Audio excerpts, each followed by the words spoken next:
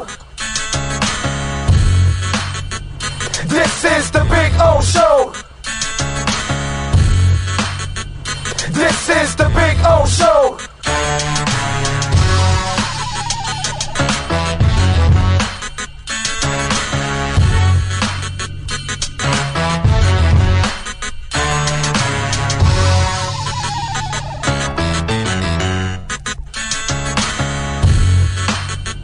This is the Big O Show. This is the Big O Show.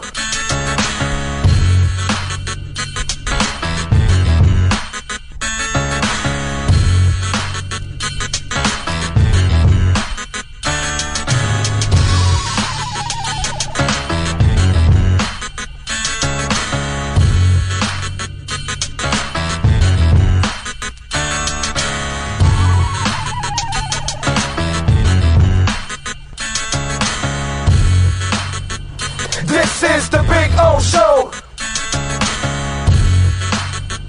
This is the Big O Show.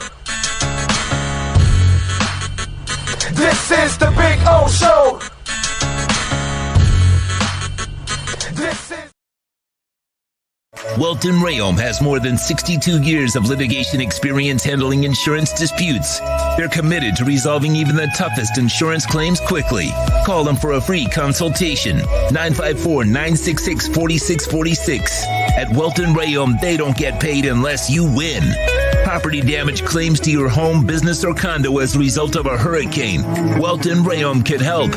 Water, mold, fire, smoke damage, Welton Rayom can help.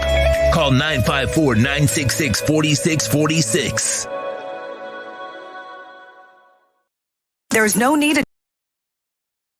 need to drive around South Florida wasting valuable time looking for a new or certified pre-owned Acura. Go to the #1 volume sales dealership in the Southeast United States. Craig Zinn's Acura of Pembroke Pines. Purchase with pace and space in a dealership tailored to your needs. From home buying to providing that personal touch. Contact the 2020 Satisfaction Award winner Craig Zinn's Acura of Pembroke Pines. 888-776-5123. That's 888-776-5123. Or visit them at 15601 Pines Boulevard in Pembroke Pines. If you're a Miami sports fan, then there's only one store to go to, and that's Caneswear at Miami Fanwear in Davie. They're your one-stop shop for all your Inter Miami CF, Canes, Dolphins, Panthers, and Marlins merchandise. They have hats, t-shirts, game day jerseys, and so much more. Located at 2511 South University Drive in Davie, and open 24/7 online at caneswear.com or intermiamiwear.com. Call them at 954-835-5597. Caneswear, the spot where Inter Miami and all Miami sports fans shop. Why is it that you get locked out in the worst moments of your life? Where are my car keys? Man, I can't find my house keys. In those frustrating moments, you need a locksmith you can count on. A. Lenny Locksmiths in South Florida, from Miami to Port St. Lucie. In Central Florida, A. Lenny locks it down in Orlando and Tampa Bay. Lockouts or lock changes for home or business. Car key replacements and programming all model cars. 24-hour service. Call them at 855-869-5625. Go to the website at alennylocksmith.com. Oh, I think I know what this is. Houston, we have a package. Hello? No matter where you are, the Sloman Shield home security system guards your home. With next-gen perimeter protection, 24/7 monitoring, and interior motion sensing. And right now, get a free Sloman Shield security system and doorbell camera, all professionally installed, for free. Shield your world, the Sloman Shield. When you move, you need a reliable company led by passionate folks, eager to assist its customers during a transitional process that needs to be smooth. Call Essential Moving Experts at 844-368-5750 for all your local and long-distance moving needs. You can rely on Essential Moving Experts. Mention the Big O Show and get $150 off. Family owned and operated, they offer free 30-day storage, full-service moving, fully licensed, bonded, and insured. Moving was never so easy. EssentialMovingExperts.com. For over 16 years, EJDConstruction.com has provided South Florida residents quality craftsmanship, accurate project management, and exceptional service. That's why EJDConstruction.com is an A-rated member of Angie's List and the Better Business Bureau. When you're looking for the right custom home builder for additions or home remodeling, please call my friend Eric at 305-433-4843. That's 305-433-4843 for EJDConstruction.com. Welcome to Red Light Therapy, a revolutionary technology perfected by NASA to aid in muscle strengthening and recovery. Red and infrared light has the capacity to penetrate deep into the cell's mitochondria, potentially leading to increased energy, faster recovery, and the optimal performance your body demands. Train, fight, recover.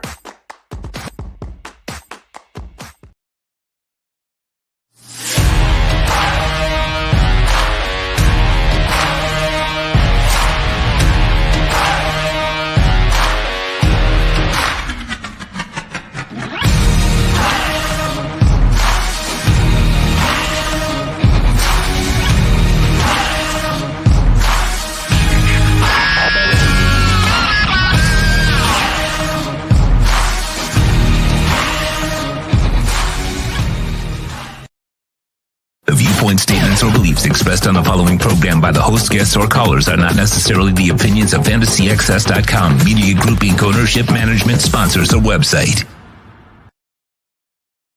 When it comes to South Florida sports teams, very few in the media have witnessed, lived, and covered it like the Big O. Let's start the program dedicated to your favorite South Florida teams with a passion that's unmatched. The Big O Radio Show is on.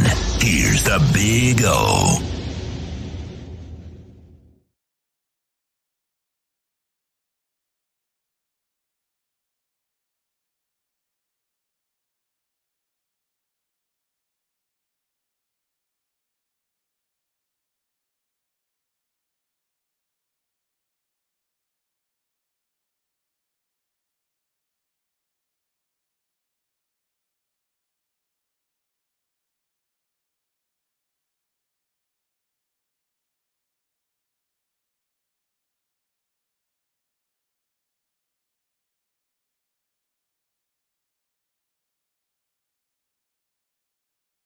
Muted. Okay, now we good. All right, here we go. Now we good. Let's see. La la la la la. La la la la la. Yes. There we go. Good morning, one and all, from Hialeah Park. Yeah. Normally we're here on Tuesdays, but you know what's going to happen. I mean, on Thursdays, but you know what's going to happen on Thursday. We got Turkey Day on Thursday. So we're out here on Tuesday, and we thank the Brunetti family and Frank Fiore, and of course, the one and only Steve Calabro, getting it done. Appreciate him. Appreciate everybody out here. Appreciate Sean Stanley. Very grateful to work with Sean Stanley every single day of my life. Very grateful. Thank you, sir. And so I hope you all are feeling good out there. I know I'm feeling good. There we go. Everybody's gone and they're on. And by the way, Brian Walters already sending in a little love in the super chat. Thank you, sir. Appreciate it. He says, Big O, any woman client invested other $50K in Bitcoin is a great client. Yes, it is. Smart as hell, too, boy. Buying Bitcoin now. Yesterday when it hit 15.6, wham. Yeah, I got some more. And I'm working on Ethereum now because, you know, you should be piling on. And those, at least, listen, I'm not a financial advisor, but this is what I'm doing right now. Occasionally hitting a little bit of altcoins when they hit these new lows for me, but really heavily on the Bitcoin and the Ethereum right now, for sure. And Ethereum, if the FTX hacker keeps converting his ETH to Bitcoin, which is what he did or she did. We don't know if it's, Sam or Caroline or somebody working with Sam or Caroline, but it's got to be somebody like that. And it's funny because they're converting it. They're not going to have any chance to actually cash it in because all those wallets will be tagged. So they'll be caught eventually. The funny part about crypto that people don't understand is it makes it harder to steal. Thieves are going to hate the blockchain and they're going to hate crypto because it's easier to track.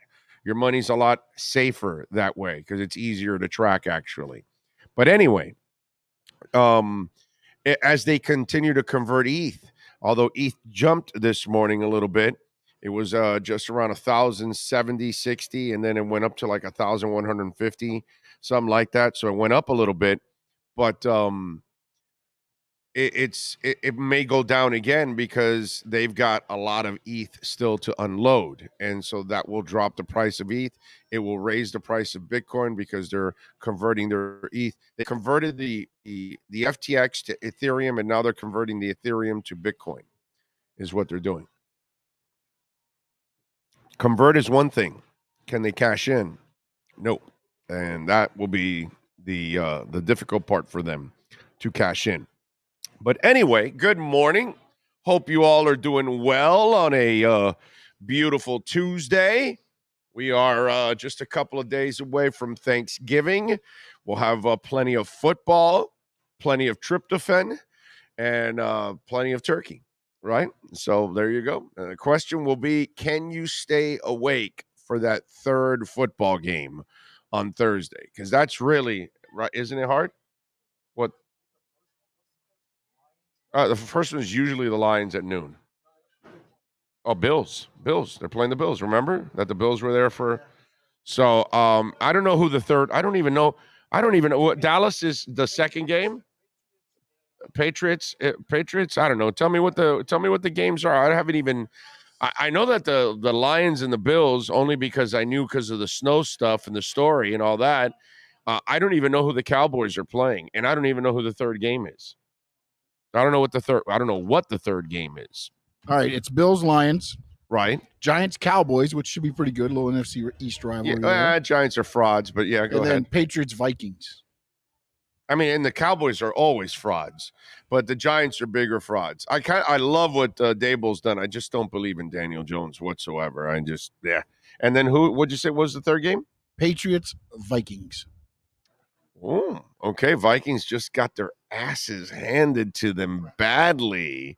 So they're going to want to bounce back in a big time way. And the Patriots, obviously, they've got to deal with their lame ass offense, which is just fantastic. I love it. Let's see. GP Trap says sinus problems sucks. Yes, it does. I'm sorry, GP Trap, if that's what you're dealing with, my man. My wife right now is dealing with a brutal cold. And Alina also from Sports Grill. I was just talking to her, and God bless her, man. She's also dealing with the exact same cold that my wife has got right now. There's this nasty ass cold going out that is like killing your voice. And I've had to like try to, stay away. I spilled some here from my wife the last couple of days. So I can, we're sleeping in separate rooms and everything right now. So she's sleeping in another room. I'm sleeping in the master bedroom. And so that way she doesn't get me sick. She's a trooper. That's awesome. But yeah, I'm trying to stay away because she's pretty good about that. When that happens, we try to stay away from each other because obviously she knows what I do for a living. And I'm already, trying to overcome the sore throat, which I'm in the process of it. And it's just one of those things. The Thursday off will help out a lot. Although I don't know if Saturday and Sunday is going to re-aggravate it with a late Saturday game into a Sunday morning contest with the Dolphins. The only good thing is this is the last weekend that I'm on, the entire weekend. We'll now have Saturdays off because the Canes will be off after this week in Pittsburgh. Orlando, did you see that Robert Kosofsky predicts Bitcoin will drop to 10K? Listen, right now, I hope it happens. You know what I mean? So I'm not the one that looks at any of this like a negative. I'm one of the few that I'm not here for 5 months from now or a year from now. I'm here for 4 or 5 years from now. So if it happens to do that, great.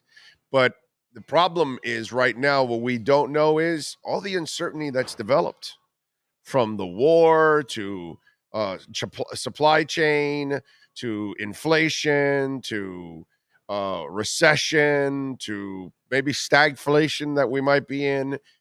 And then you've got Celsius, Luna, Voyager, and now FTX collapses.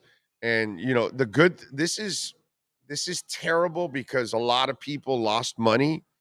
And then the other part about this is the most beautiful thing that can happen to crypto. And why? Because we're washing away all the scum. All the scum finally got caught. All the scum is being washed away. And then now it kind of cleanses, the overall market. And it allows the foundation now, which will be what it always is, like in the stock market.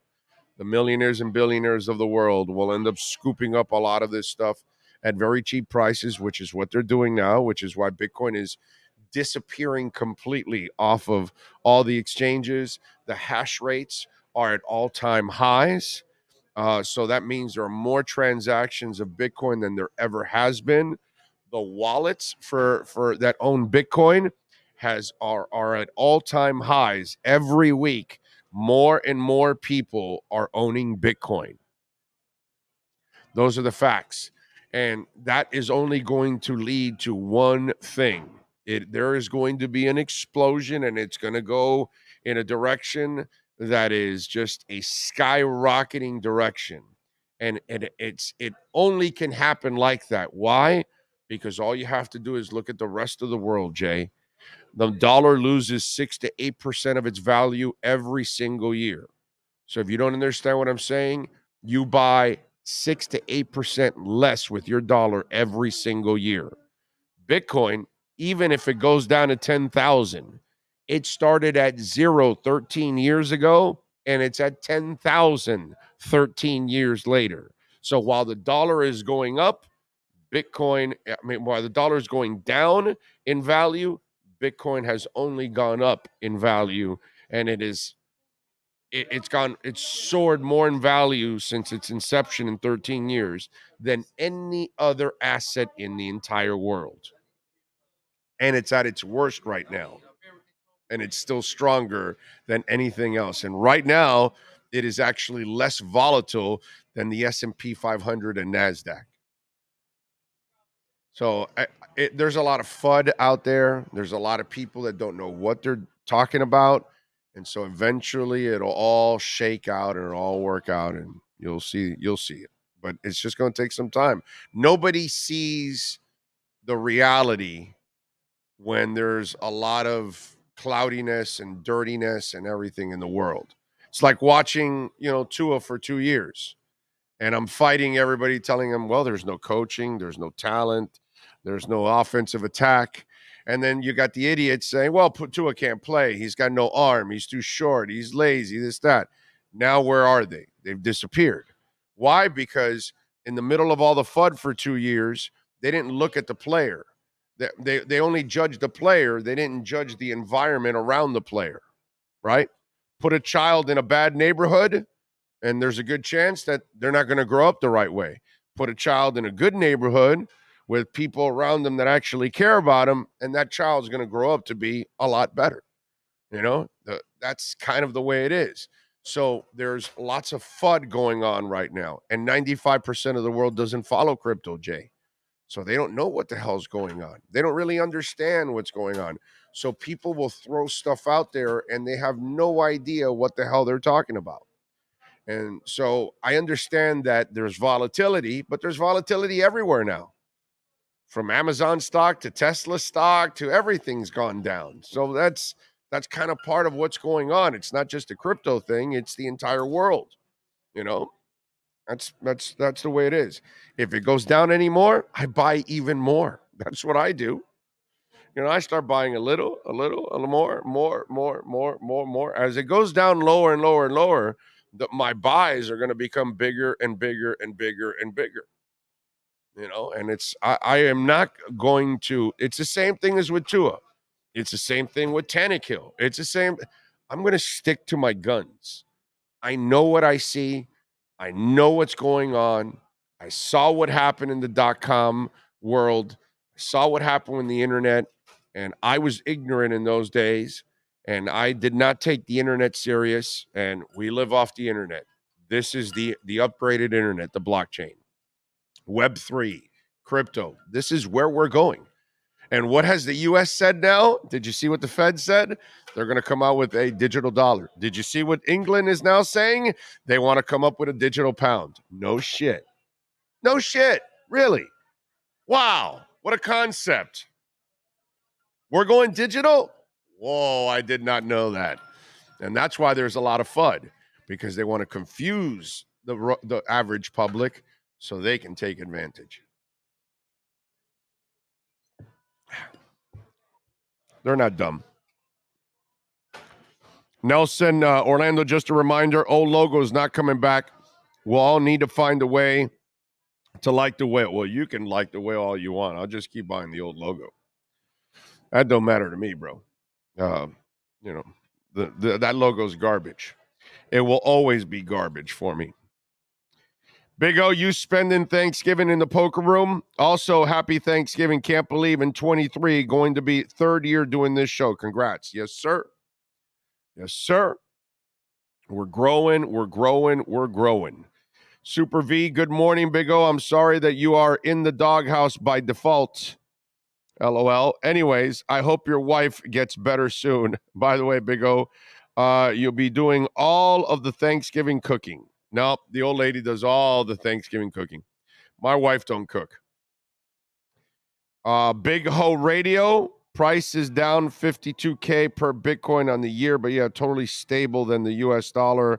How do I pay rent with Bitcoin again? It's my brother, if you don't know anything about it, then you know it's money. It's the same as money. There's no difference. I understand that you're stupid and you have no idea, and that's why you would say something stupid like that. Orlando, you're absolutely right that it will shake out. Koyasaki said in the time to buy is when it drops further down. I'll send you the article later. I appreciate it. You know, I'm good. I understand it. I get it. I'm not worried at all. You've never looked at me concerned, just like I was never concerned about Tua. Same kind of deal. I got into Bitcoin this week. Last year when it hit 69,000, had an unfortunate situation come up where I had to sell a couple of months ago, but the dip gives us that I got in at the top, another shot. Oh, you got another shot. Yeah. And now is when these are opportunities that will never come back again. Once our economy and the world starts to bounce back, which I would imagine it would be at some time in 23, I think in the back half of 23, I still think we're headed for some hard stuff early next year. I think we'll have like a little bit of relief coming up in December. You'll get some December love, but it'll be a facade, and then we'll go through some rough patches into next year. But by late next year, I think we should be out of it. In 2024 and 2025, things should start to get way better, and then that's when you're going to really enjoy it. Rewatched Tua's Elite 11 video last night. That should have shown these clowns that Tua had it in him. Whatever. It's all right, bro. It's not a big deal. Kevin Beal says that's blasphemy. You don't call Big O a hoe, then middle fingers. Get out of here, Mac Jones, with your fantastic elite offense. The Dolphins and Tua own you, baby girl. Orlando, just take Saturday off. The Hurricanes do it every Saturday. No big deal. That's true. That is true. That is true. NorCal says, Big O, this Sunday is Dolphins Nation Mexico's 7th anniversary. Can we get a happy anniversary shout out to our Finlaws to the south? Yeah, baby. Dolphins Nation Mexico. Congratulations. Mexicanos, 7th anniversary. I love it. Congratulations. Way to go. Fins up. I know we got a lot of great Mexican fans, dude. They love the Dolphins in Mexico. Yeah, well, I don't know if Chase is out for the year, but he's got a high ankle sprain. So, yeah, he's kind of done. I saw that and was like, damn, dude. That's terrible. You should try to get Trent Dilfer on here for an interview. The dude is to his godfather.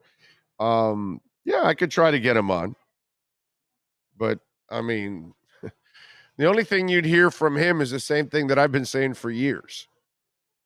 You know what I mean? So it's not like anything that Trent was telling you, I was telling you for 2 years before this season. You know, all you got, it's all on video, man. It's all there. There's plenty of video of me talking constantly that Tua is not the problem. But, you know, whatever. I could try to get him on. He's better for the people that actually, like, didn't believe in Tua. They're the ones that should bring on Trent Dilfer. Tyler Hero is not only injury prone, he's overrated. One good thing about Tyler Hero is his girlfriend, Katya. Yep, she's a smoke show. There's no doubt about that. He did well for himself. Got to give Tyler a lot of credit. Got that contract and got the babe. Mike No Go Zone says, I'm still shocked over Argentina. Don't cry for me, Argentina. Losing to Saudi Arabia. Yeah. Saudi Arabia beat Argentina.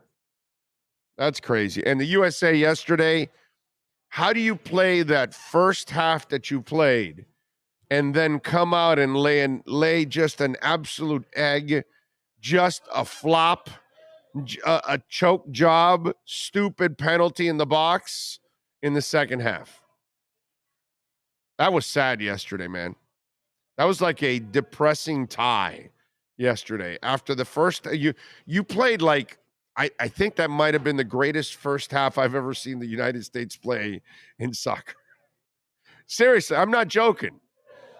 I don't think I can go back to the Marcelo Balboa days with Winalda and Kobe Jones and all those cats and Brian McBride and all that. I don't even think I remember a half like that yesterday. I mean, that was a gorgeous first half. That was one of those first halves where it was like, wow, dude, you guys are playing some really pretty soccer. You look good. That goal that they scored was just awesome.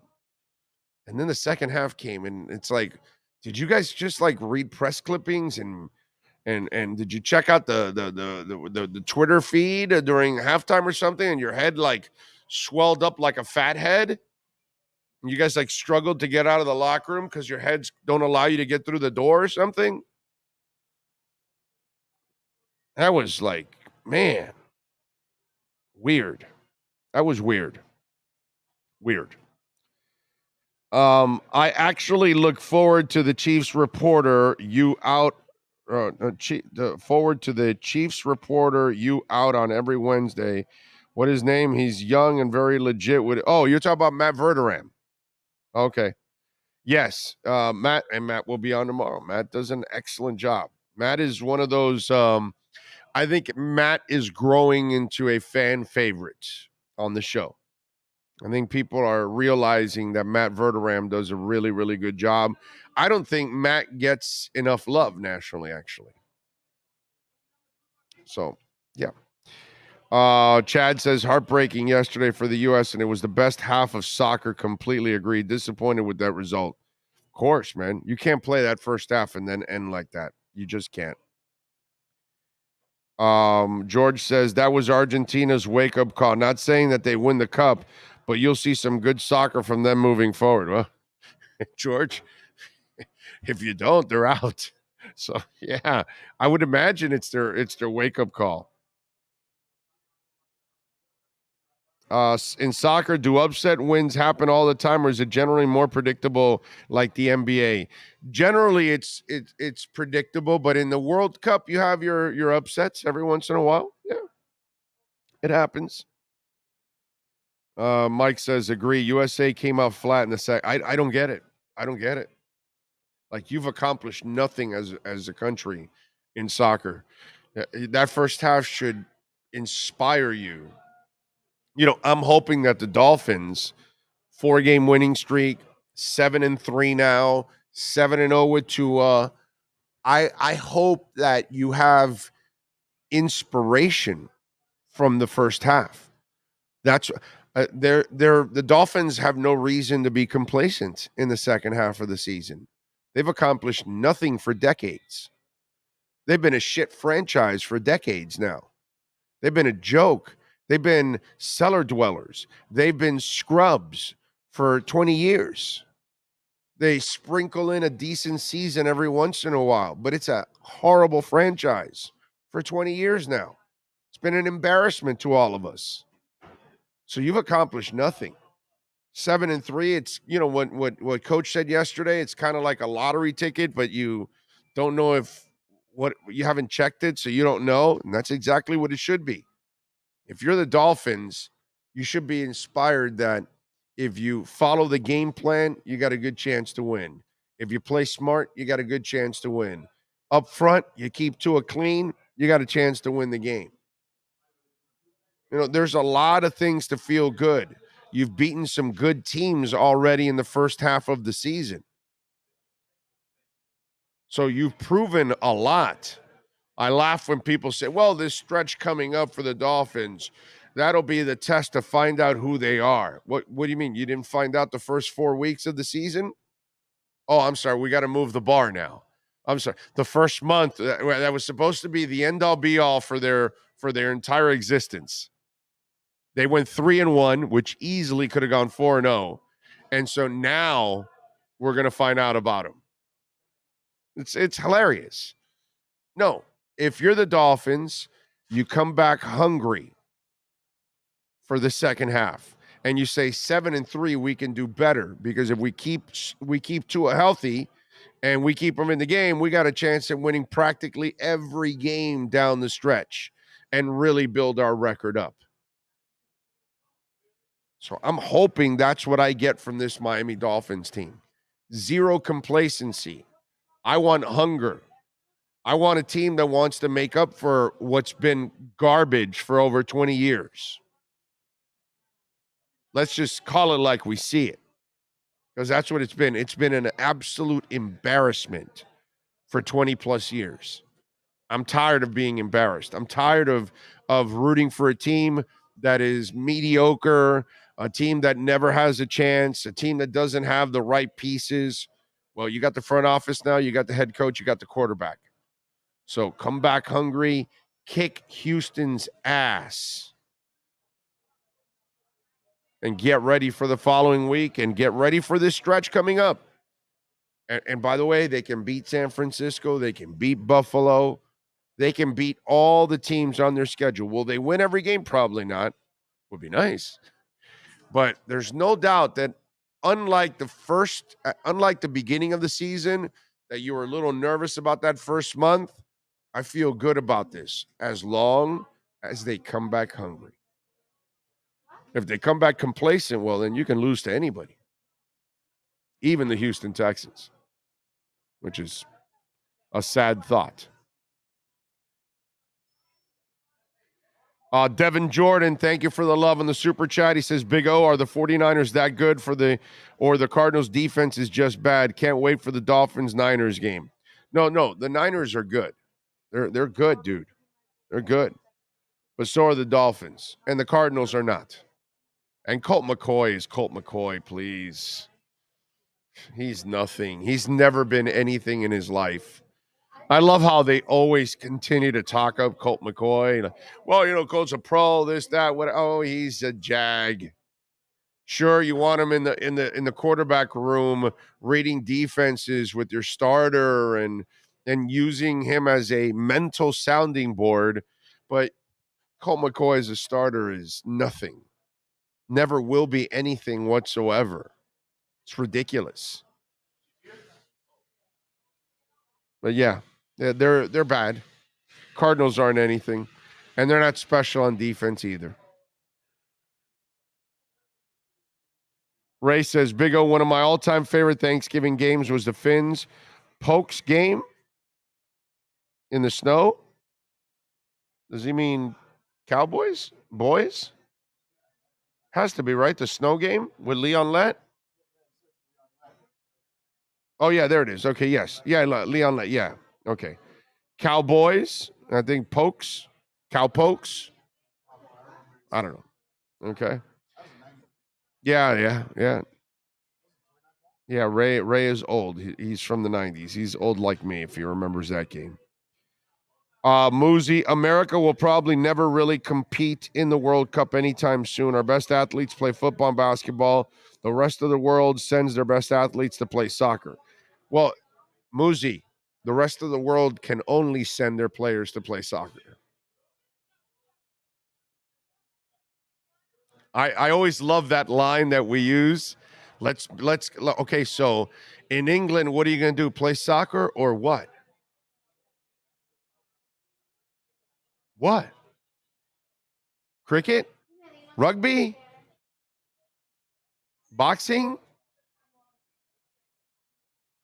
You know what I mean? They don't have really, nobody's America. No one is America. Nobody has 5 professional leagues. No one. Some may have a second league, like a basketball league, a FIBA league. Italy, some may have some of that, and so the kids have an option. Baseball maybe, in the Caribbean or something like that. But the world sends their kids to play soccer because the world can only play soccer. That's it, dude. There's no NHL. There's no NBA. There's no NFL. There's no MLB. You know what I mean? They don't have that luxury. It's not like they're sitting around, in Canada. What are you going to do? The CFL? Okay, that's it. And that in itself is not this, anything special. So think about that, okay? The United States of America has the greatest basketball league, the greatest baseball league, the greatest football league, the greatest hockey league in the world, period. And they also now have an MLS league, and they have a soccer league.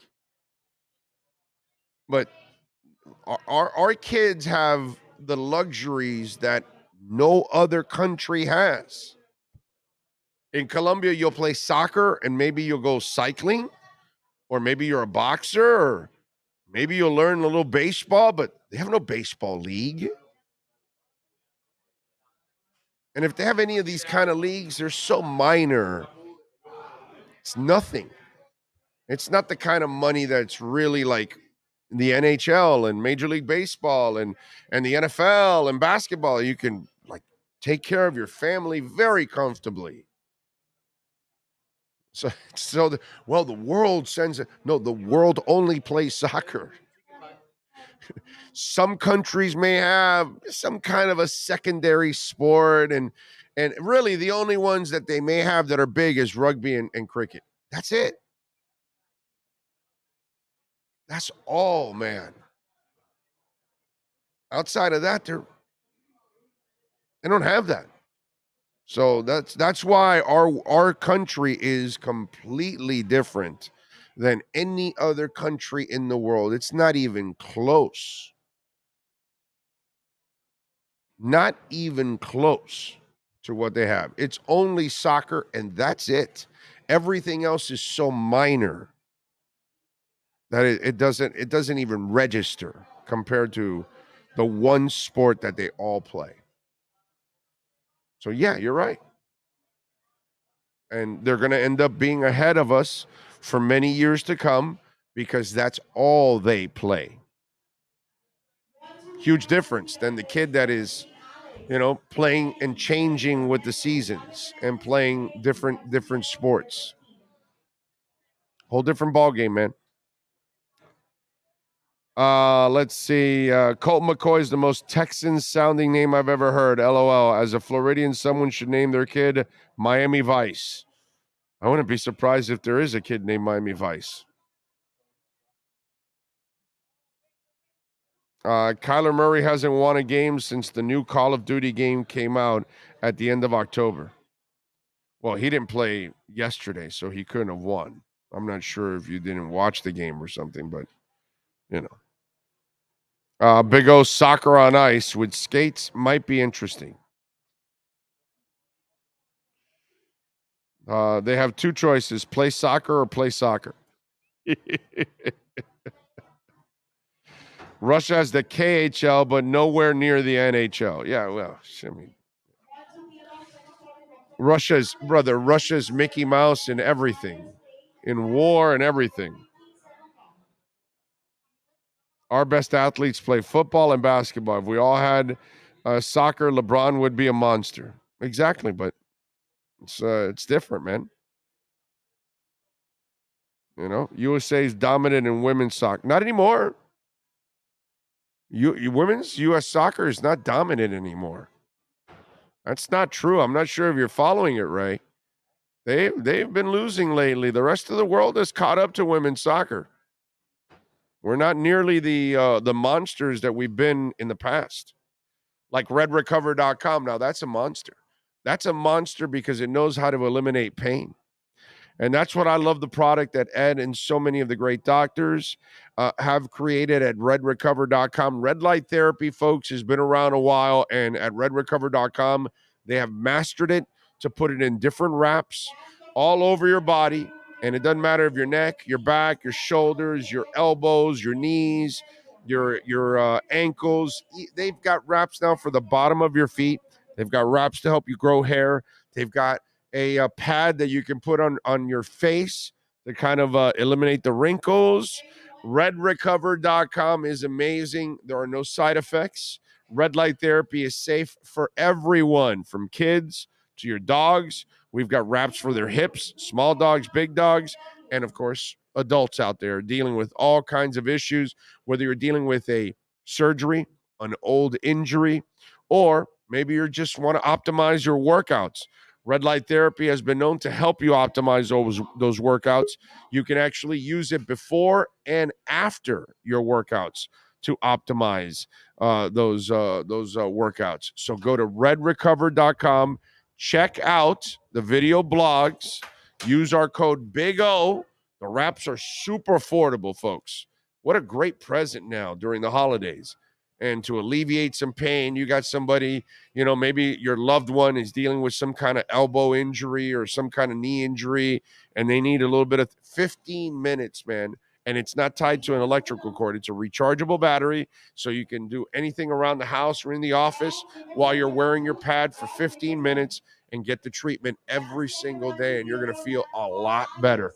After a few treatments, you will feel the difference. Go to redrecover.com, use our code BIG-O, get 10% off. redrecover.com. All right, Marcel Louis-Jacques, you ready to go? He's there. I want to tell you, the U.S. women's national team. Yes. October 7th, they lost to England 2-1. October 11th, they lost to Spain 2-0. I know. The 10th, they lost to Germany 2-1. And then on the 13th, they came back and beat Germany 2-1.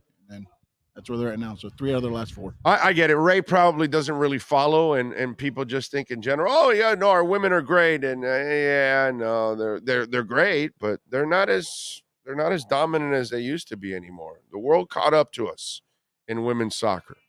That's happened, unfortunately. It's the way it goes. Now we have to find a way to catch up on the men's side. And we're certainly not going to catch up with that shit second half that they came up with yesterday against Wales. You can't play that first half and then be that terrible in the second half. Just flat out brutal.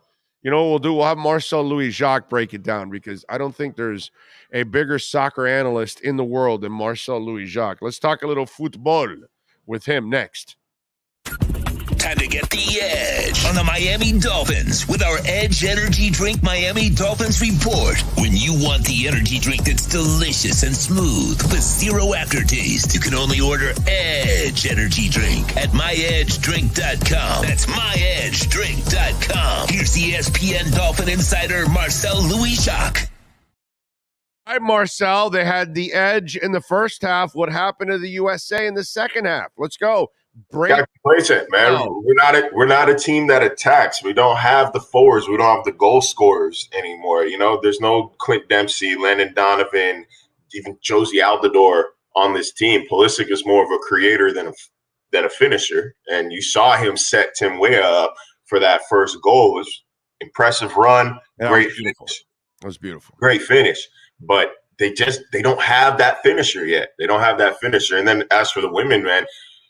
The dream team is cycling out. You know, Alex Morgan is still there, Christine Press is still there, but you know, it's a young team as we're kind of. And by the way, they were super youngins on the dominant force when they were like. That's why it was so long. The domination lasted so long because they were young, but you know, we're gonna be okay. Women, they're gonna be okay. Men, yeah, but the men, bro. Let me tell you something. I've been watching it a lot longer than you because I'm an old fart. Dude, that was the best half they've ever played, ever. Okay, and to this day, I still say the early '90s teams are the best USA teams we still have ever had. More complete teams we've ever had defensively, midfield. Claudio Reyna still is our best midfielder that we've ever had. We have Brian McBride who can play in the air, something we really haven't replaced, you know, overall in the box. But that half yesterday, I want you to know, Marcel, that's the greatest first half a USA team has ever played. And to go from that to then just go completely MIA in the second half, man, that pissed me off. And then that stupid penalty. God bless. You know. Yeah, it's brutal now. It's brutal now. That was a team that we really had to beat. That was a team we really had to beat because you're considering, you know, England is going to wipe us up on Monday. That was a team you needed points against. Now you have to beat Iran. So, like, no excuse, no room, no wiggle room. You have to beat Iran. And honestly, you might have to just get points, period, against England. I'm not saying you got to beat England, but now you might have to draw. I don't know if they can afford a loss right now. That was it was a blown opportunity to really strengthen our bid to move out of the group stage. That was the team we really needed to beat, man. That's the team we really needed to beat there, and it was a gut punch. It was a gut punch, yep. But hey, could be worse. Could be Argentina right now. So. Yeah. But the thing is, with Argentina, at least you have the hope that you're going to come back and win the next couple and get in and all that stuff and move on. You know, you know, with the USA, you have zero room for error.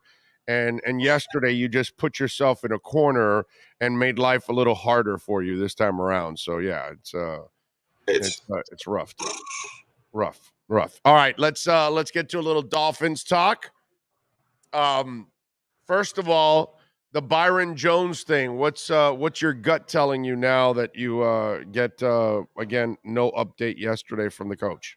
Like I've been saying this entire time, if you haven't heard, if we haven't reported that Byron is coming back, then add 3 weeks to the possibility of his return. So if he's not back now in week 11, 12, 13, 14 is maybe the soonest that I think he'd even be activated, because he's got to be activated. He's got to practice. He's got to acclimate, and then he's going to eventually have to play. It is, again, shaping up to be a lost season. I actually haven't seen Byron Jones around the facility, and it's been kind of a while now that now that I actually think about it. I'm not in locker room every single day of the week. I'm not in there every hour of every day of the week. He could be getting treatment. He could be, here, there, anywhere when media is in locker room. I hear he's not there every day. But I have not seen him. I have personally not seen him in quite some time. There was a time we saw him and he'd have a sleeve on his leg, and you would think, okay, like he's got to be getting there. He's closer, but this is it's just not happening. I don't think he plays this year. And once again, the three things that I keep talking about, how to lose a job in the NFL, somebody behind you, younger, productive, and cheap. Kader Gohu is all three in spades right now. He's outplaying his expectation at outside corner opposite Xavier Howard. He's a hell of a lot cheaper than $16 million, $17 million a year. It is at a very realistic point that Byron Jones is cut this offseason. Oh, yeah.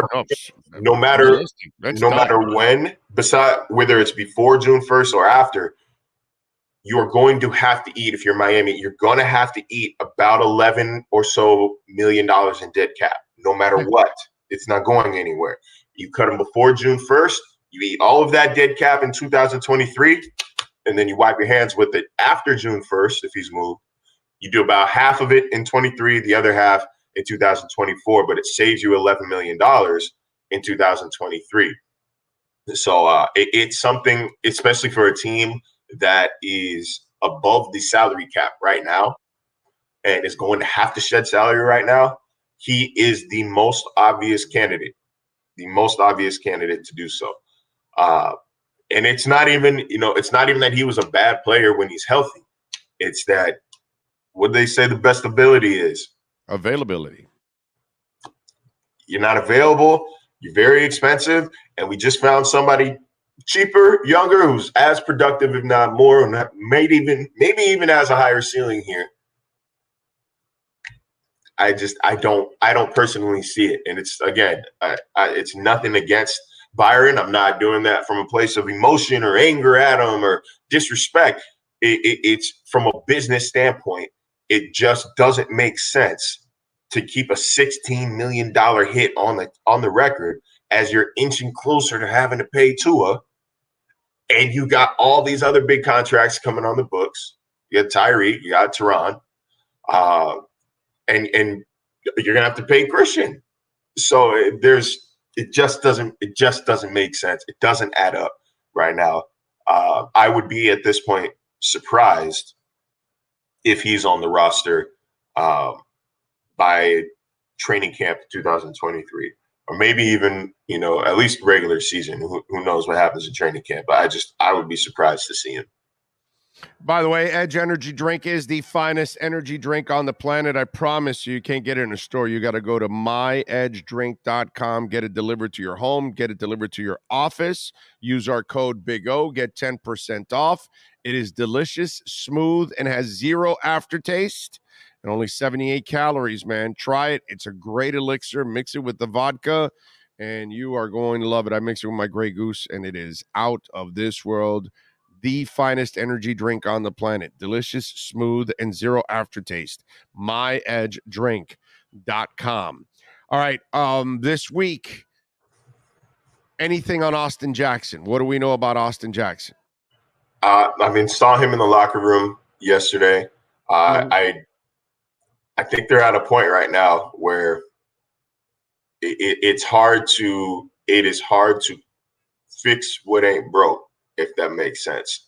This offensive line, Tua might as well have worn the same jersey for the past 3 weeks, just with a little bit of Febreze sprayed on it, because the thing ain't dirty. It's not, no stains, no grass, no turf pellets on it, because he hasn't been touched. It's been a beautiful offensive line performance from the offensive line.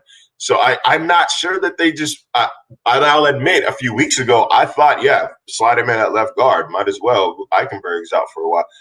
I think they're at a point where, look, this is working. Low threshold to put Jackson in the game. I think if they start to struggle, then insert him back in. Obviously, if there's an injury at guard or tackle, he's an easy replacement. But it is hard to argue against playing Brandon Shell and Robert Jones there at right tackle and left guard. I think that this line has been solidified. Ironically, we knew that. We knew that coming in, right? Because the first 6-7 weeks of the season, when you looked at pass block win rate, when you looked at pressures allowed, Armstead, one of the best in the league. Carter Williams, one of the best in the league. Rob Hunt, one of the best in the league. Liam Eichenberg, Greg Little, bottom 10 in either category. Both those guys got replaced, and oh my God, the line got better. So we knew that this was possible. We knew what happens when you replace the weak links in the line. So it shouldn't be that big of a surprise, but it is, again, it is hard to fix what is not broken. And right now, the offensive line ain't broke. It's not broke. Although, look, man, if you did want to just keep Austin in game shape and keep him, loose and ready to go, put him in against Houston at some point when you're up by 64 in the second quarter. You can put him in. I'll give you something that now that you have Jackson healthy, that I think you could see, down the line, you could see a lineup in short yardage situations where they're going to bring Austin Jackson in as a sixth lineman. That, I think, is something now that gets on the table. I don't think Austin will be starting because exactly of what you said, they've been playing so well now. It'd be absolutely asinine to make a change right now, especially this last. I understand that Cleveland sucks, but brother, that line played fantastic and they blocked the crap out of them. And I think, and this week is another great week to about the Cleveland-Houston stretch here in 3 weeks, is that now your line is turning the corner. Now you're getting to work on that running game with Wilson now being added, and those games coming up now, the San Fran, the Buffalo, all these kind of games, you're going to need a running game going into December and possibly January. So I think this is an absolutely perfect time to work on that running game. You can't make any changes, but if there's a change or an addition that I would add to their formation is short yardage, goal line. I would not be surprised if they want to bring in a real power lineup and they bring in Jackson now to be like the sixth lineman in a short yardage situation to try to get an advantage. Let's say, and let's not disrespect Cleveland too much. Let's not write them off too much, because there's Myles Garrett and Jadeveon Clowney were still very much active for that game. No, I get it. So that is a good performance against what should be a very good Cleveland pass rush. I literally had to ask Daniel Oyefusi after the game, said Myles Garrett played, right? Like Myles Garrett was active, right? Like I didn't miss anything. I wasn't, late, or, I wasn't on the phone, or, in the bathroom when they announced he was out. He played. He just wasn't visible. And so it was a great performance. This is another time to this Sunday. It's another opportunity to get the run game loose. Houston's the worst run defense in the league. They're the worst team in the league, but specifically they're the worst run defense in the NFL. Cleveland, I think, was 30th entering that game as well. And that's why they've given up crazy yardage to Miami and then Buffalo in back-to-back weeks. Neither team specifically runs the ball particularly well statistically. So, yeah, it's an opportunity, because when you look at this final stretch after the Houston game, it's the one we've been talking about since April. Since April, we've been talking about what this stretch is going to mean. This is the one. Right. This turns the boys into men. This turns, I don't know what a baby dolphin is called, but it turns the baby to an adult dolphin right now. When you got to go to San Francisco, to LA, to Buffalo, and back to back weeks, man, then you gotta face Green Bay at home. Which, look, as long as 12 is playing, I can't write Green Bay off. I don't care how bad they've looked. You got to go to New England, who they're not a world beater, but at New England, at Gillette, that's going to be a tough game. By the way, you can't write the Dolphins off as long as Uno's playing too. Okay. At this point, no, you can't. It's going to be a good game. It's going to be a good game. Sure. And then you got the Jets at home to end the season. That might get flexed, man. That's Sunday Night Football. Yeah. That might be for the division. The only thing I know Rodgers is Rodgers, but I don't fear that team. That's my problem with that. I could fear Rodgers if he had the help, but I don't think he has the help in order to win, and that's the only reason why I don't fear. That's a bad football team right now. The Green Bay Packers. They're a bad football team. Rodgers is a badass, and maybe he's not a good leader. This looks to me like he's lighting that place on fire as he's walking outside the house. I mean, he's an arsonist if I've ever seen one right now. Okay, I gotta be honest. That's what I'm seeing. There's a few teams in this NFL, and we saw one on Sunday night. Where I just don't care how decimated they are, as long as their quarterback is playing. They've got a shot to win. Mahomes is the king, the crowning jewel of that argument. He had nobody at wide receiver. Yeah, Travis Kelce, but nobody at wide receiver. 2 running backs hurt, and didn't skip a beat. You would never have been able to tell. You would have thought, okay, that's been their starting lineup this whole season. So I can never count the Chiefs out. And yes, I can't you can't count the Dolphins out if Tua is playing because they haven't lost when Tua plays and finishes. Yeah, and they got Andy Reid, bro. And they get Andy Reid counts. Matt LaFleur. I understand that Matt LaFleur. It's a fun name to say and all that stuff, but Matt LaFleur has not earned the respect that Andy Reid has. He got Alex Smith to play with balls, and that's pretty hard to do because his BB's never dropped until he got to Kansas City. And again, and the Dolphins have Mike McDaniel, who, man, I have friends around the league who text me or I talk to on phone, I game with, that are saying like, hey man, he is a genius. I think he's already the best play caller in the league. People I respect telling me they think that McDaniel is the best play caller in the league. No, I can understand that right now, how he's doing the things that he's doing, that people have that kind of respect for him. Yeah, that's the difference between what's gone on with LaFleur and McDaniel. With LaFleur, you've got a Hall of Fame quarterback, so you're not going to get the same kind of love, even if you were good. But when you're developing a young quarterback and developing an offense that's never done anything like this, and all of a sudden you do it, McDaniel has to get all the credit because it was never here before he got here. So before this year, the Dolphins hadn't had a top 10 offense since 1995. I know. I was there. The longest streak in the NFL. Drought in the NFL. So yeah, it's funny. I talk about this a lot. The sports world, we're like so obsessed with attributing all the credit and all the blame on one entity.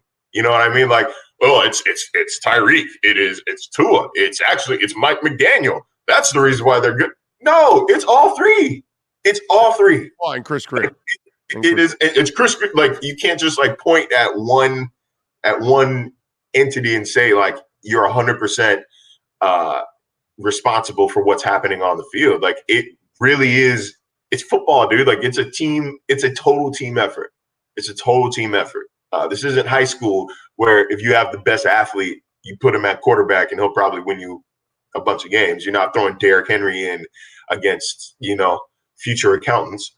Like, this is the NFL. So it has truly been a team effort. It was they just haven't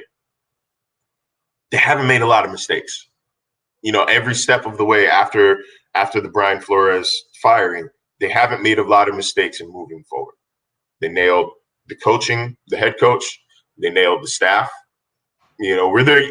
I think it's still don't write off the decision to retain Josh Boyer yet, because the defense had to undergo a philosophical change. He's done a marvelous job, bro. And I think that I think you're going to see him pick up. I think you're going to see it pick up. He was working with the skeleton crew a little bit there on defense. No, not only that, dude, he's also had to change the philosophy. He That's what I lost was his, he saying. lost his corner, and then his number one is injured.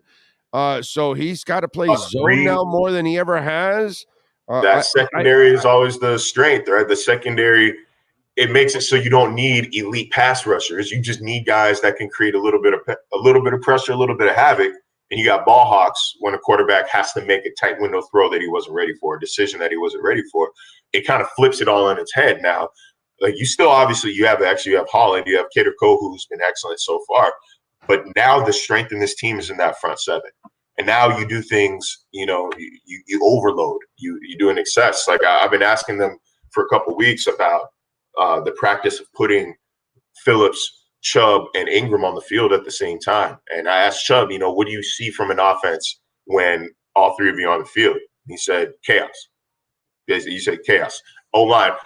Oh, hey, here, right here. This guy coming this way. God, like all of a sudden you're creating a little bit of panic. And as McDaniel told me yesterday, if you make an offense hesitate even a little bit, you make a team hesitate even a little bit, as long as you know what you're doing and you know your assignment and you hit your marks, that's all the advantage that you need at this level. And he said something else that I really love. He said defenses are usually reactionary. They react to what an offense is doing. When they put those three guys on the field at the same time, they're setting the tone. They want the offense to react to them. That's what I loved on both sides of the ball from the Dolphins this season. We talked about it after last game, what Tua's been able to do. He's not reacting to a defense. Defense is reacting to him. He's not playing against a defense. The defense is playing against him. And that's the kind of attitude we've seen from the Dolphins on either side of the ball this season. I think that's been one of maybe the biggest philosophical, mental changes, foundational changes from last year to this year, is they are setting the damn tone. Jason Sanders, I thought it was really cool that he did not dance around the issues, and he took responsibility when he just let me get the exact quote, just not getting the job done, really. And so at least there wasn't any pointing fingers, or isn't any excuse making or anything like that. I thought that's a good thing. I know you guys asked him about the confidence, and he says, "No, I'm still confident." And if you lose that, you're definitely done. So you just wonder about that now that he's aware of that. But has it really affected his confidence? Is the question. Your thoughts on the Jason Sanders situation, and are you surprised that after the bye week there isn't anyone else on the roster? Maybe a little bit, but I understand it's kind of a delicate situation, like on one side, this is the NFL, it's a business, it's about winning. And if you are hurting your team's chances at winning, most teams aren't going to think twice about your feelings and your confidence. They're going to get somebody in there who can.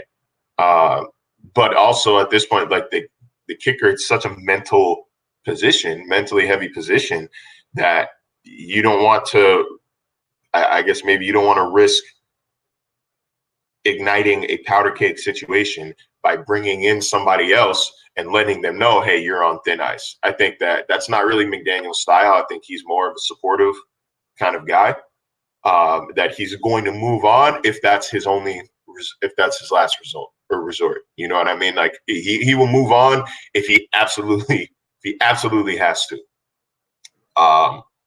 And we'll see, like, if he costs – the thing about Sanders' kicks, they haven't themselves, by themselves, cost the Dolphins a win.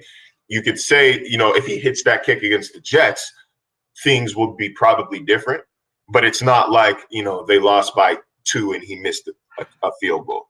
You know what I'm saying? It's not like they lost by 1 and he missed an extra point or something like that. They haven't themselves been the reason why the team loses. If that changes, if that happens, Michael, I'm Marcel, not Cam.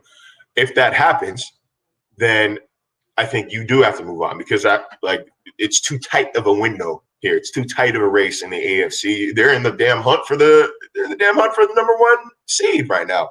Yeah. And every game counts. And if your kicker isn't getting it done in the regular season and he's costing you wins in the regular season, there's little reason to trust that he won't do the same when the games literally count, when it's literally win or go home come January. By the way, party at my house in Arizona, Super Bowl week. All right, Zach Wilson. What do you think about that, man? What do you think about that? Baby, thank God.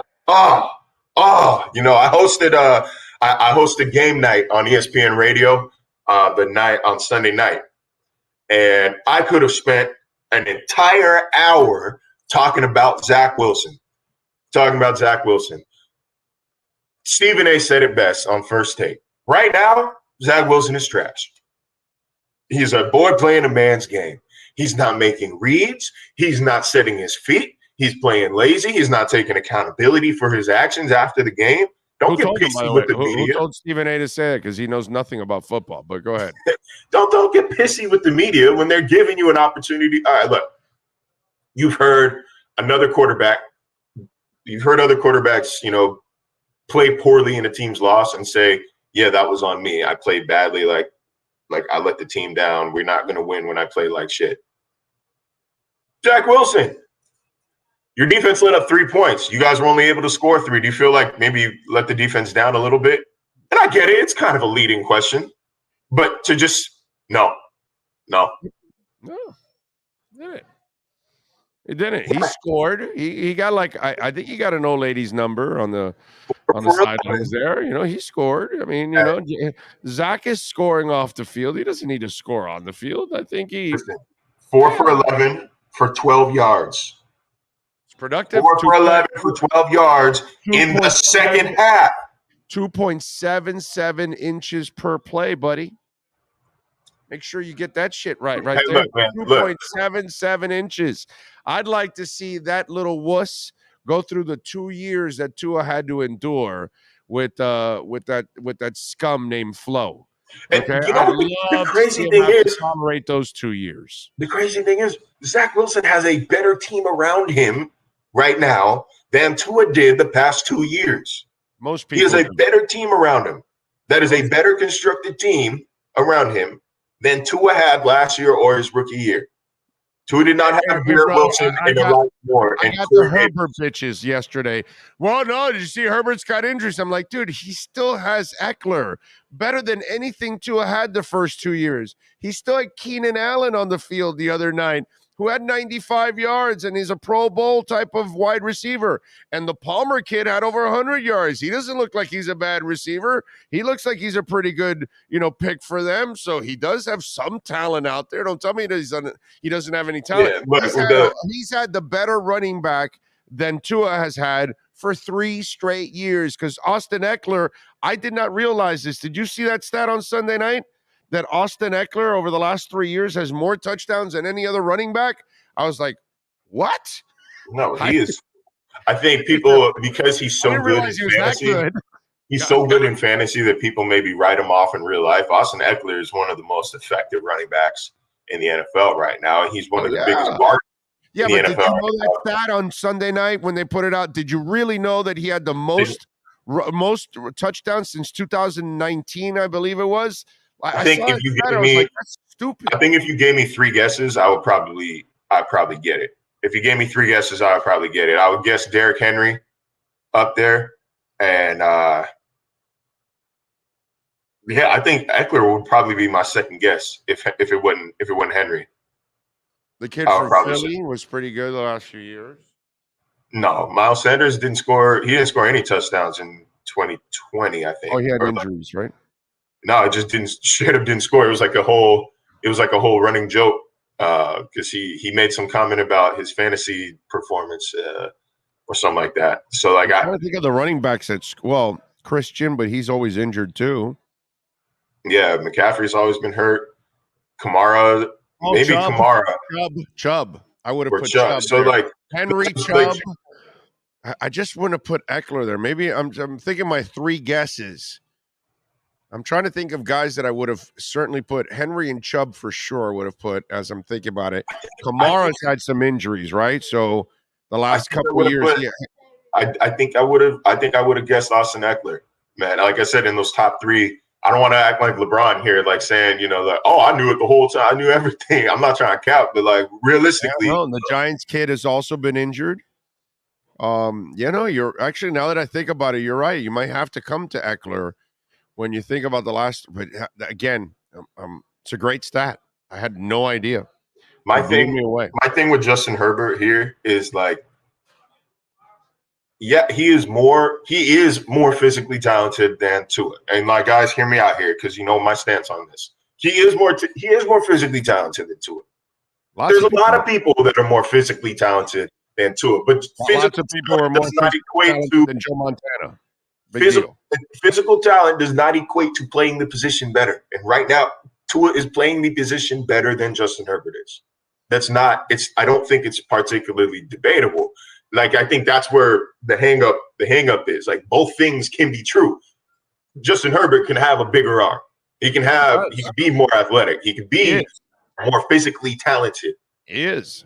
Jamarcus Russell was more physically talented than Tua Tagovailoa. That doesn't mean he's a better quarterback. Tua is Ryan Leaf was more gifted. Vince Young was more gifted. I can come up with a crap ton of quarterbacks that were more gifted. Doesn't mean that they're real See, the Zach Wilson one I always love. Well, his workout and how he threw them. And it's like, so stupid. It's like the stupidest thing in the world. So really, we're going to go off of somebody's workout? Competing against air? I mean, he throwing against his body, against, again, no defense to a receiver down the field. Yeah, that makes him the number 2 pick. No, I thought it was ridiculous. I thought Fields should have been the number 2 pick. Although I don't know how. Well, look at his body of work. Why would Justin Fields fall in the draft? Only because, But whatever. It's bottom line is no, because you can't go off resume. If you go off resume, he's supposed to go. He's supposed to go number 2. My thing with Justin Fields is that the Clemson game didn't impress you. Like the kid takes a shot and then comes back and throws a touchdown right on your head. That's like watching Miguel Cabrera. Roger Clemens throws at his head and Miguel goes, "Oh, really? Okay, the next one, buddy." And he deposits it in right field, opposite shot. That's the equivalent of what Justin Fields did in that Clemson game.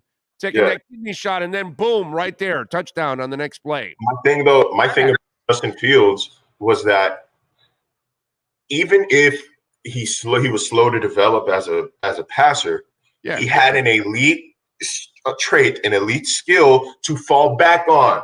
Right. He would still be able to run the football without help and talent around him. He could still generate offense by himself. Well, here's my thing I like about Justin Fields. I'll top what you just said to piggyback on top of what you said.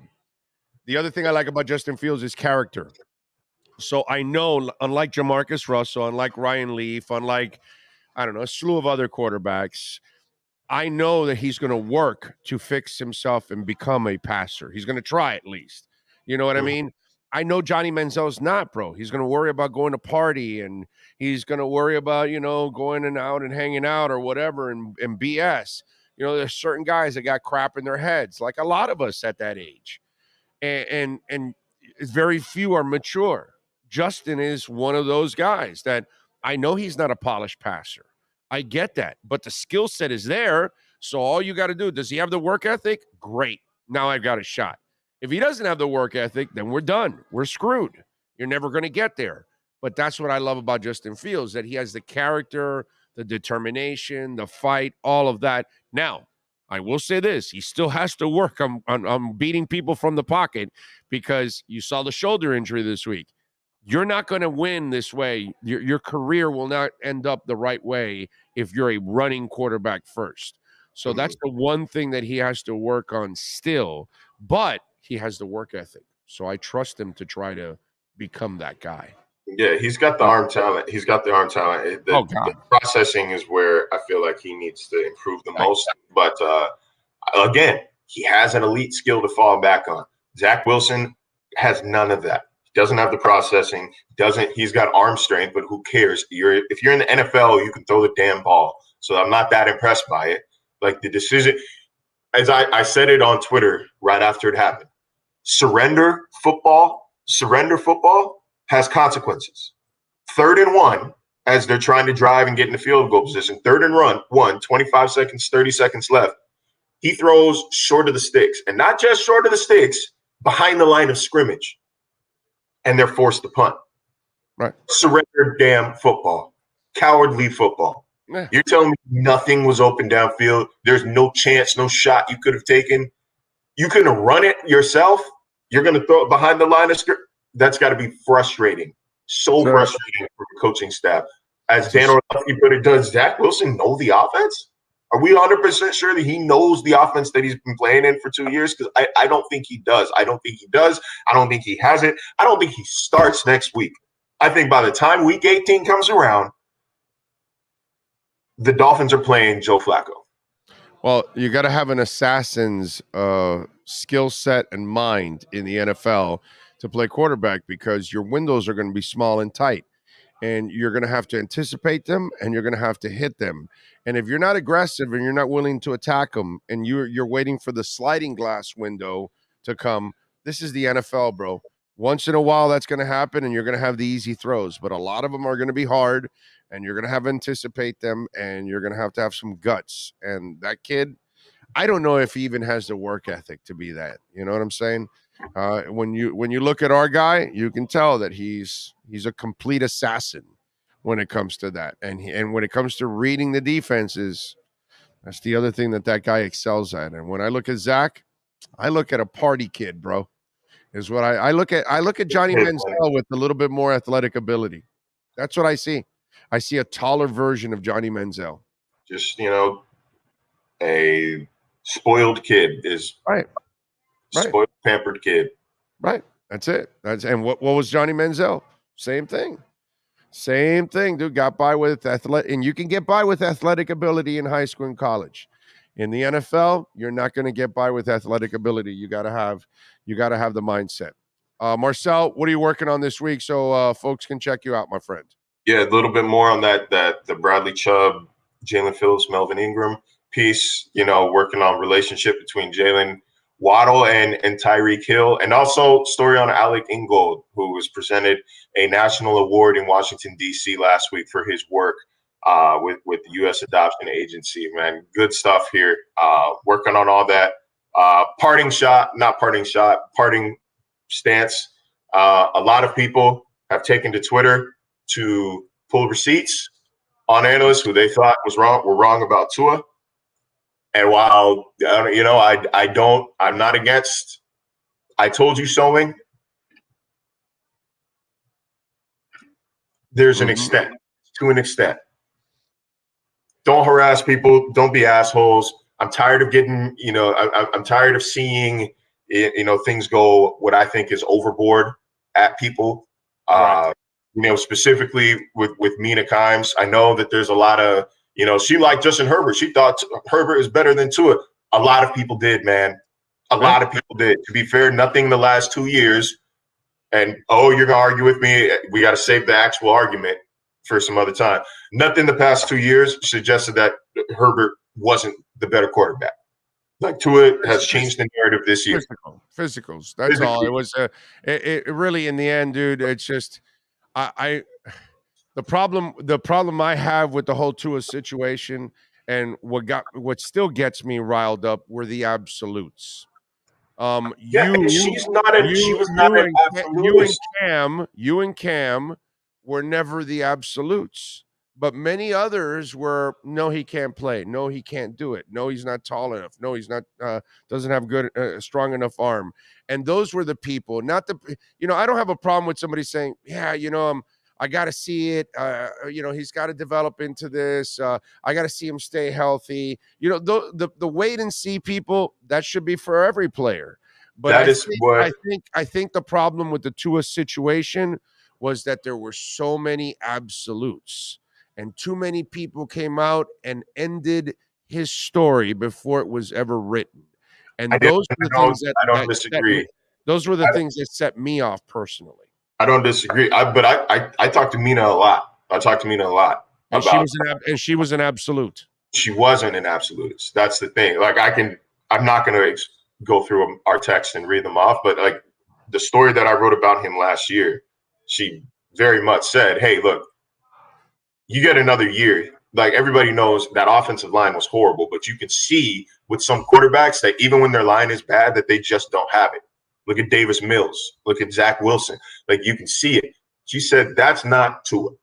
Like, in fact, it's impressive that he's shown improvement despite his line getting worse from year 1 to year 2. She even said improve the situation around him in 2023 and then make a decision.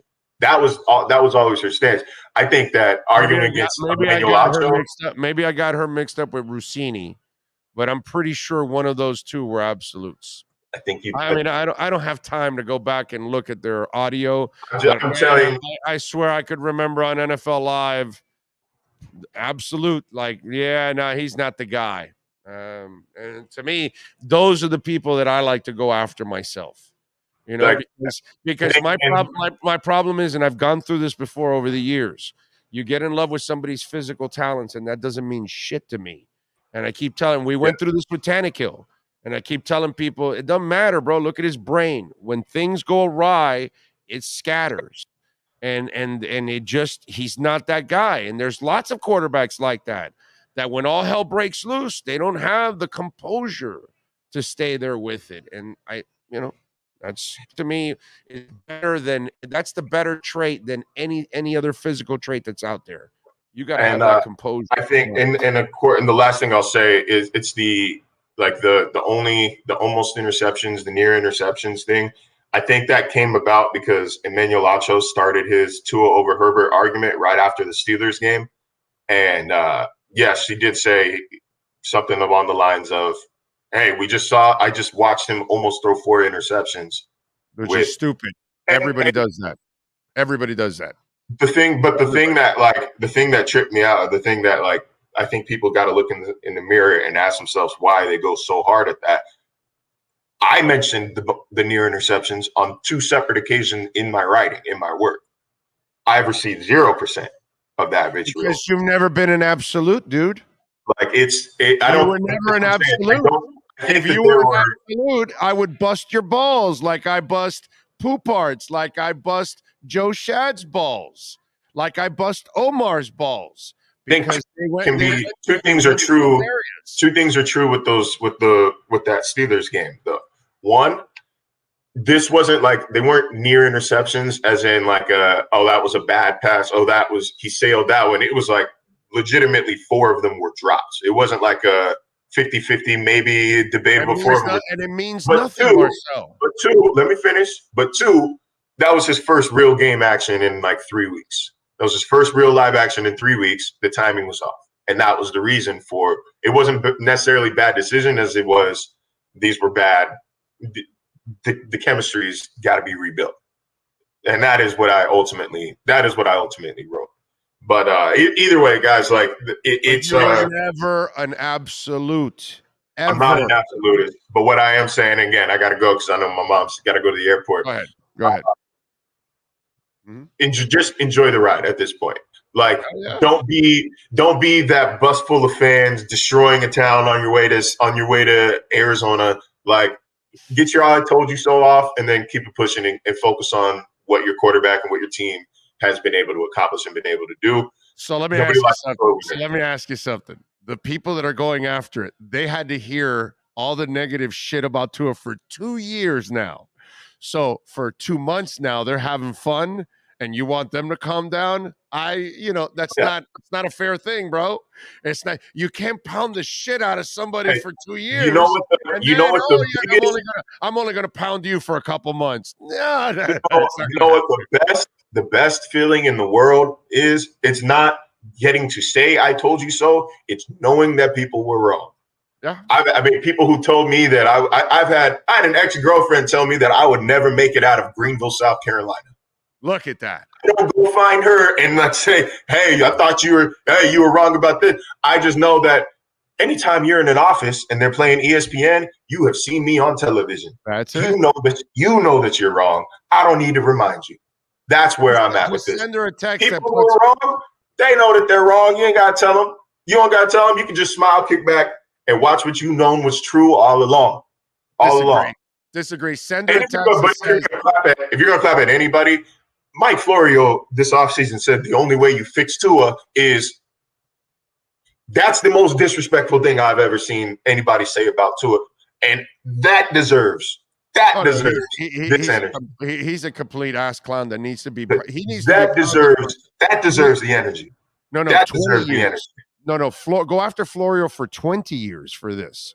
The way he acted with Tua. By the way, send that ex-girlfriend a text that says dot, and that's it. That's all you got to do, bro.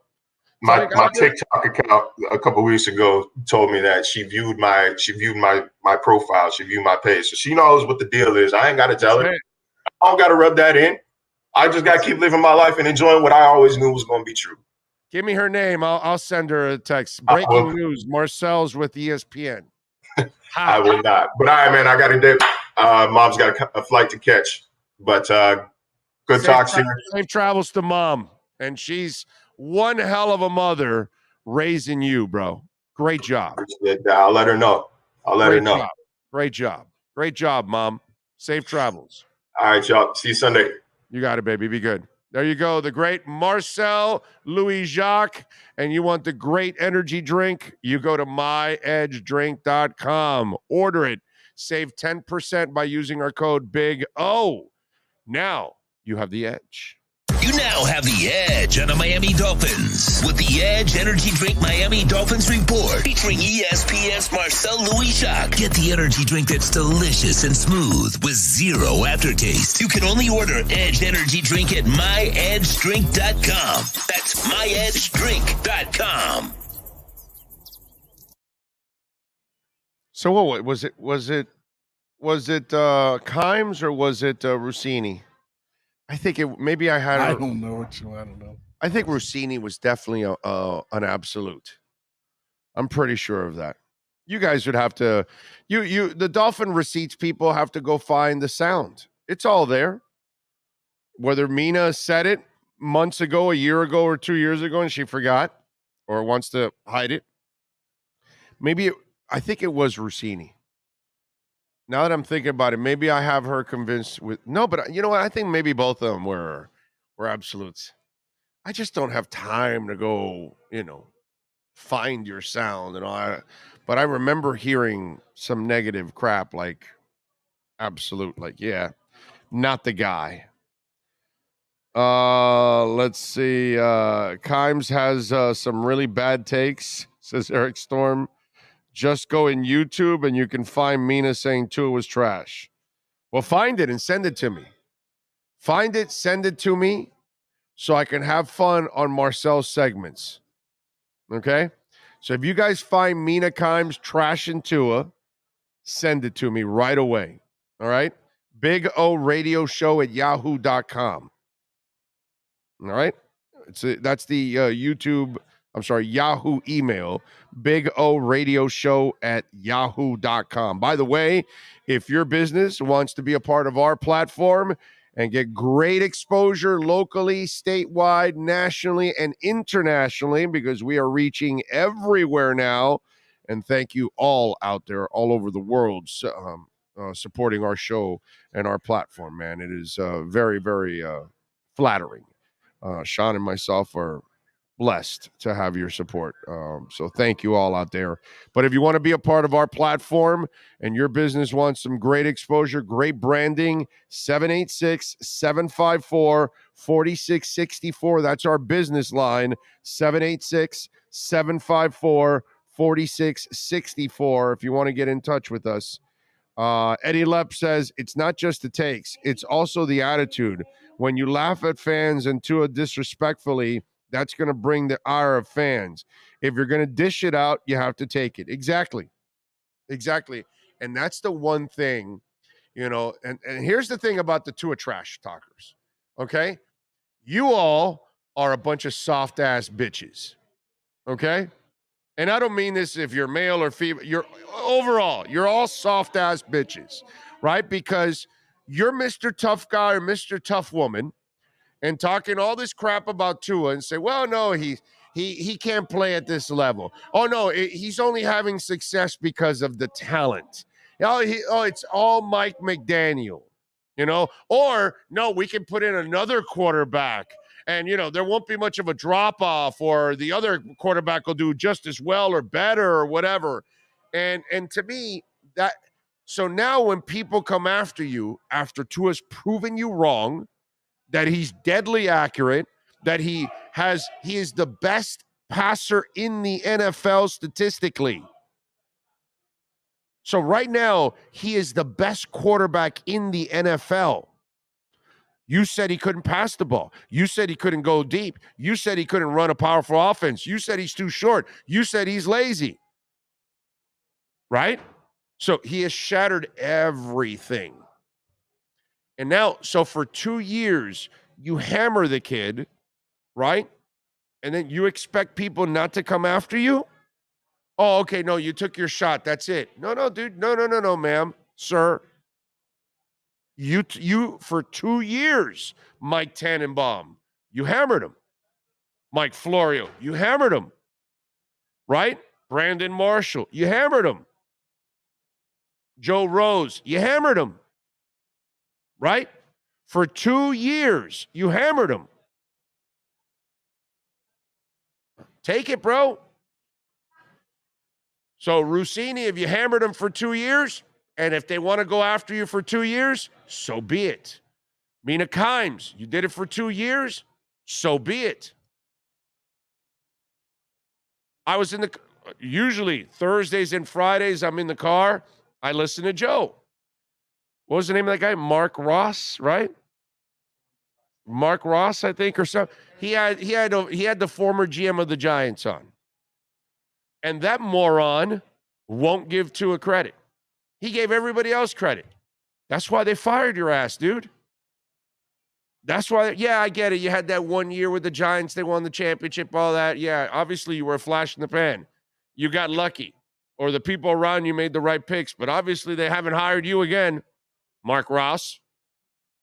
And hammer Mark Ross for 20 years.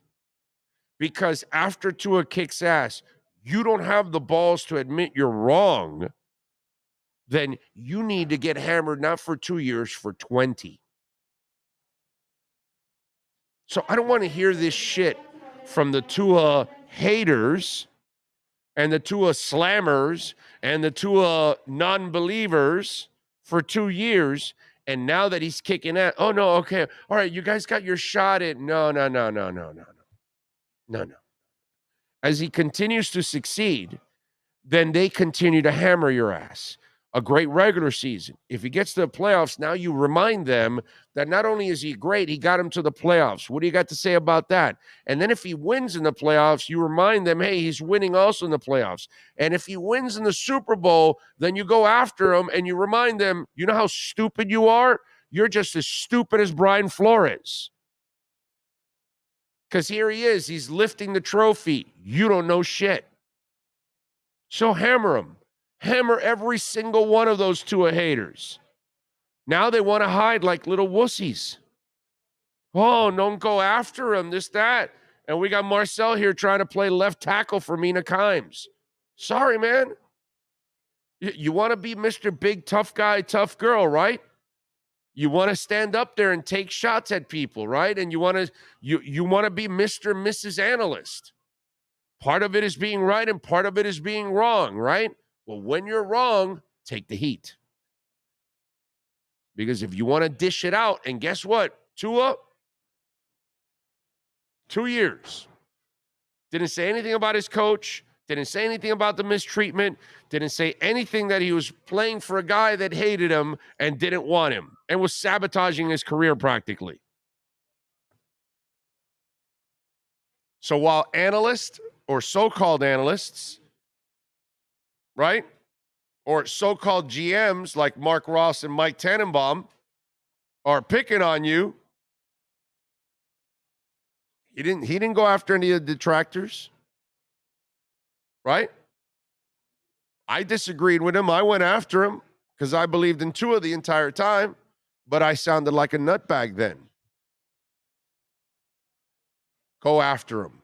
Go after them and go find their videos and go play their videos and create memes and do that and send it to them. So if there are some for Mina, go find them. That way she's got nothing to say. And if there's anything of anyone else that you want to go after, find the evidence. That's the best way of doing it. So go out there, find that video, make a meme of it, do something with it. And remind them, no, you did say this. Here it is. And you're wrong. That's what they deserve. That's the way it goes. Give me a minute. Cameron Wolf's going to join us. We will unleash the Wolf Pack in a minute with our KSDT CPA, Miami Dolphins, and NFL report. Welton Rayom has more than 62 years of litigation experience handling insurance disputes. They're committed to resolving even the toughest insurance claims quickly. Call them for a free consultation. 954-966-4646. At Welton Rayom, they don't get paid unless you win. Property damage claims to your home, business, or condo as a result of a hurricane. Welton Rayom can help. Water, mold, fire, smoke damage, Welton Rayom can help. Call 954-966-4646.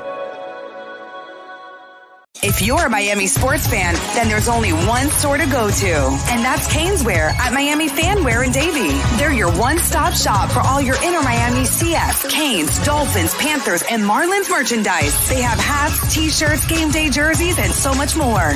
Located at 2511 South University Drive in Davie, and open 24/7 online at caneswear.com or intermiamiwear.com. Call them at 954-835-5597. Caneswear, the spot where Inter Miami and all Miami sports fans shop.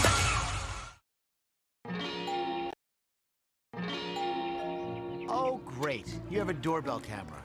Now you have a front row seat to your house getting robbed.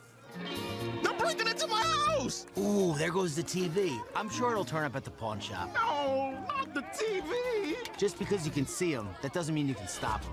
With Slogans, you get 24-hour monitoring, a free home security system, and professional installation. Plus, free doorbell camera, one that'll actually work for you. Get out of my house! Get out of the house! Call 1-800-ALARM-ME.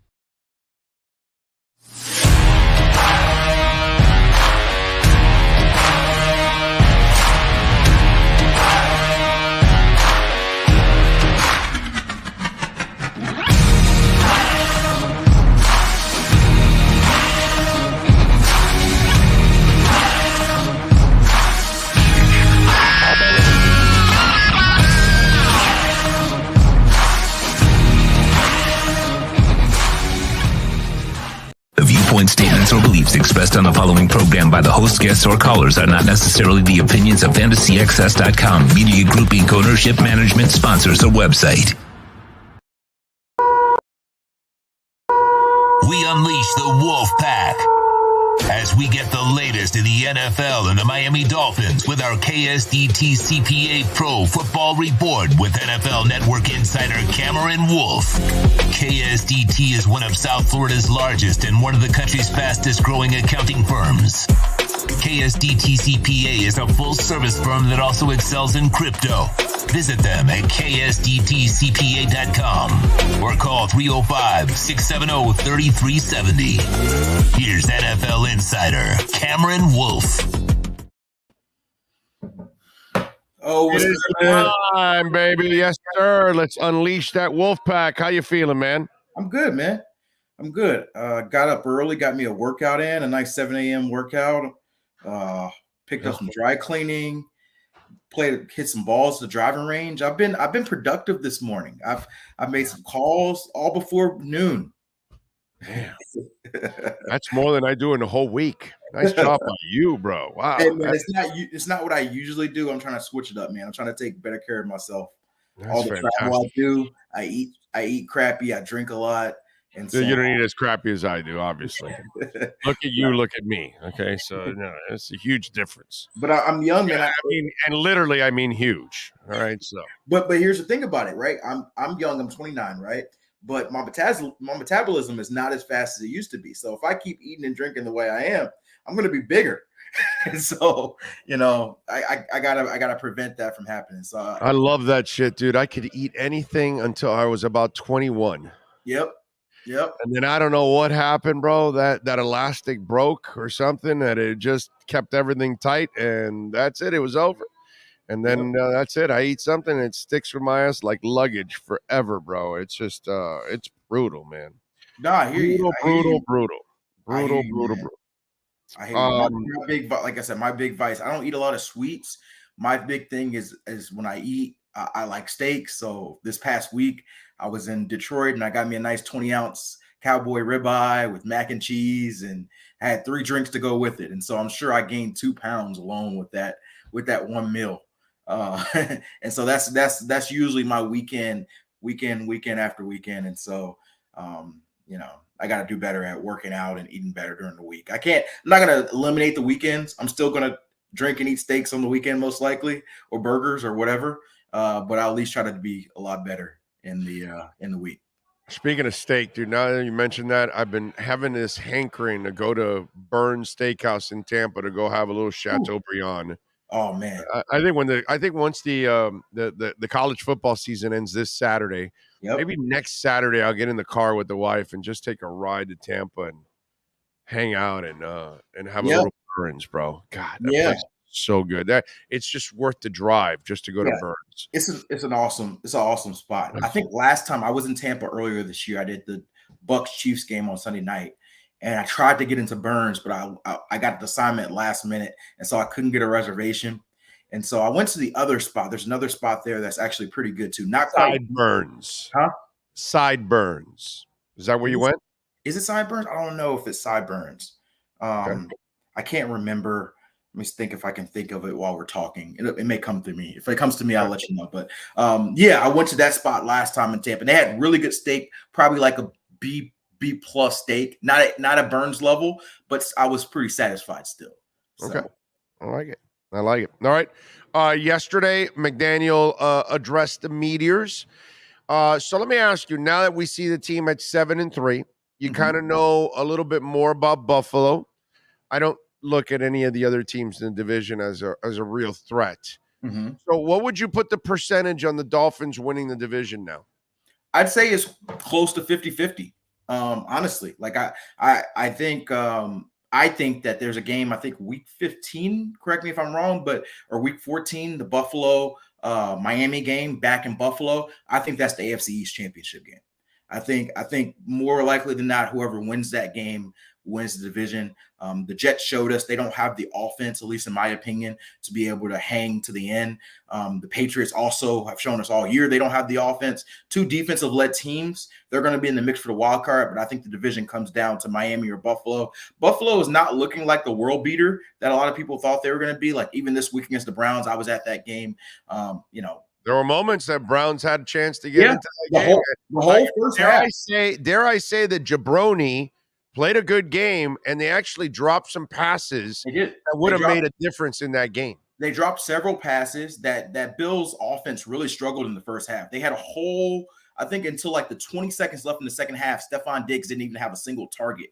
And so I know he was crying like a little bitch by halftime there next to his coach. Oh, come on, coach. He can't throw to me. He doesn't find me. And then finally in the second half, the baby got his lollipop. So the interesting part about that is I actually interviewed Stephon Diggs, the post-game interview, and I asked him, like, hey, what happened in that conversation, essentially? And he was like, well, coach always knows how to say the right words to get us back, at the right mindset. And so, Stephon Diggs has had his emotional periods. And so you got the offense is struggling. He's not getting the ball. Clearly, Sean McDermott said something. And immediately, did he have a bib on when he was answering those questions? You got, everybody's got their own personality, right? And so Stephon Diggs is a really good receiver, but he does have his quirks. He's one of those receivers where, and a lot of receivers in the league are like this, by the way. If you don't get them involved early, you run the risk of losing them for the whole game. They might check out. It's like, hey, this is not my game. So I'm gonna check out. And so they threw him a touchdown pass, like maybe 5 minutes. Not even 5 game minutes, like 5 literal minutes after this camera showed him and McDermott on the end zone. And so whatever it was worked. That being said, I think that, I can see the Bills or the Dolphins winning this division. The one thing I will say, that Bills defense, Amari Cooper went off on him this past game.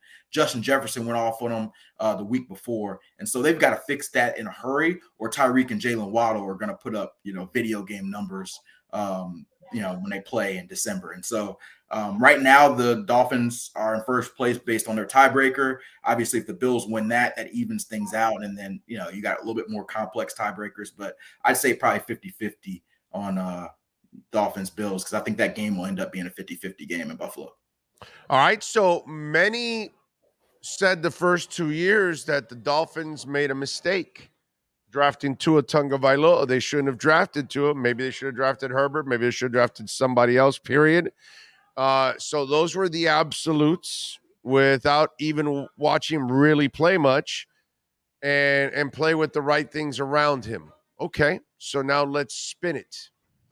Have the New England Patriots made a mistake now that you have watched Mac Jones for 2.5 years?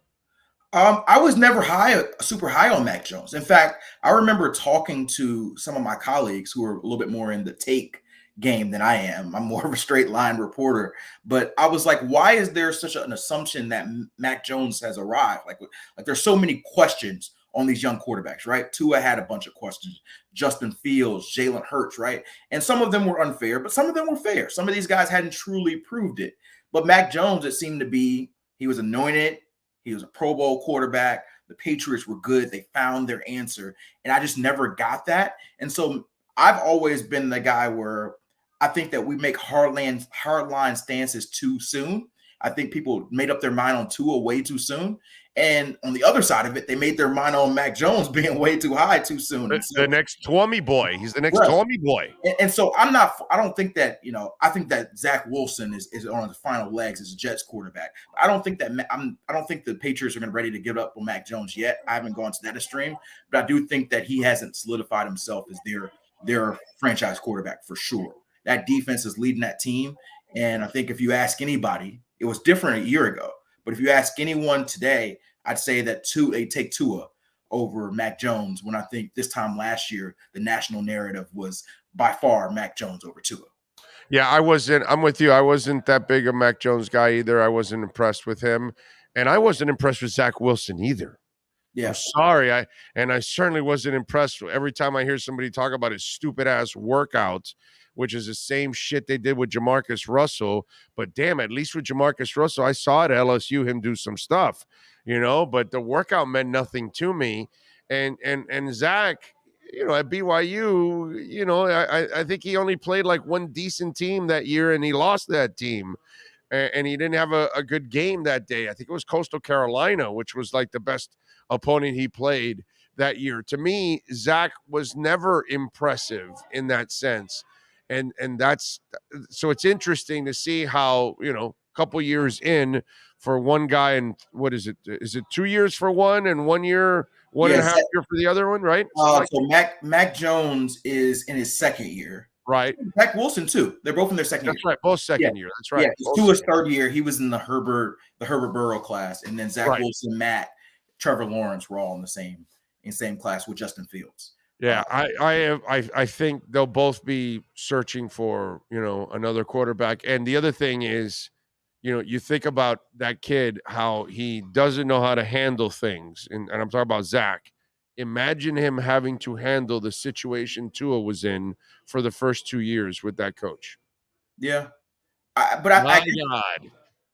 So I think it's completely different, but I do think you bring that up. And I wonder if there are some parallels in that they're both Saleh and Flores, different guys completely, right? But defensive-minded head coaches who probably have a quick switch on what they may perceive as struggles or the quarterback not ascending their situation, right? Flores, for all his flaws, his thing was, I've been with Brady for 15 years, and so your quarterback should be able to bail you out of everything, right? Which there's not a lot of Bradys. Saleh, there's only one actually. Whereas Saleh, like Wilson has played worse than Tua ever played. Like let's get that straight. Wilson, it's not even close. Like, as much people criticize Tua, I never thought that Tua was bad at any point last year. He just had some things he had to improve on, and obviously the team around him had a lot to improve on as well. Zach Wilson's been straight bad at some point some points this season. And obviously his lack of accountability did not help in the post game, essentially they asked, did you feel like you let the defense down? No. Why? Even if you don't feel like that personally, you know what the cliche, you guys are cliche monsters, quarterbacks. This is your perfect cliche, yes, I could have played better. The defense played great. I'll try to pick them up next time. Even if you don't want to take the complete blame, that's a much better answer than no. And, so the accountability along with his play, I think he said it was windy as hell. You just don't bring up these excuses and responses. So it doesn't help his play. Now, I'm not going to be, one-sided. I do think that quarterbacks need more time to fully answer if they're the guy or not. But I think that Zach Wilson speeding up his timeline with his mouth just as much as his play. Yeah, and the difference also is Flo literally did not want Tua. I don't think that's the case with Saleh. He's just, maybe he doesn't believe in the kid anymore, but it's not like on draft day he was telling him, no, I don't want that guy. I want somebody else. That's the difference in that. I would hate to see that kid. If I see him fold like a cheap tent now, I can't imagine how he would have to deal with the 2 years. And again, if you're a Dolphins fan, you got to be blessed to have Tua, man, because he is mature beyond his years, and he has already been through hell that most quarterbacks never would go through. So he's kind of been tested already as a young starting quarterback to have that kind of soap opera to, be drafted into. So that, to me, that part is impressive for Tua. When I watch the way Zach Wilson carries himself and I watch the way Tua carries himself, it is night and day, dude. Night and day. You got to appreciate that. Yeah, I think one of the biggest things that people didn't understand with Tua, even when he was going through some of that stuff, is his ability, his toughness, right? Everybody always thinks of toughness. One, it's physical, which I've never questioned his physical toughness, but people said, oh, he's injured, so he's not tough, right? One, injuries don't define toughness. Second of all, there's mental toughness. It's also different than physical toughness, right? And I think this dude showed incredible mental toughness. And the problem that I think a lot of quarterbacks have, and I don't know Zach Wilson personally. I don't cover that team on a regular basis, so I can't say definitively. But a lot of these quarterbacks, especially younger guys, come up and they've never really had failure. They've been the guy their whole career. They've been this guy. They've been a top 5 pick. It's all going great. And then something happens, and it's like, I can't be the reason. Do you know who I am? I've been him. I've been him my whole life. Like, it's got to be somebody else. No, it's not on my shoulders.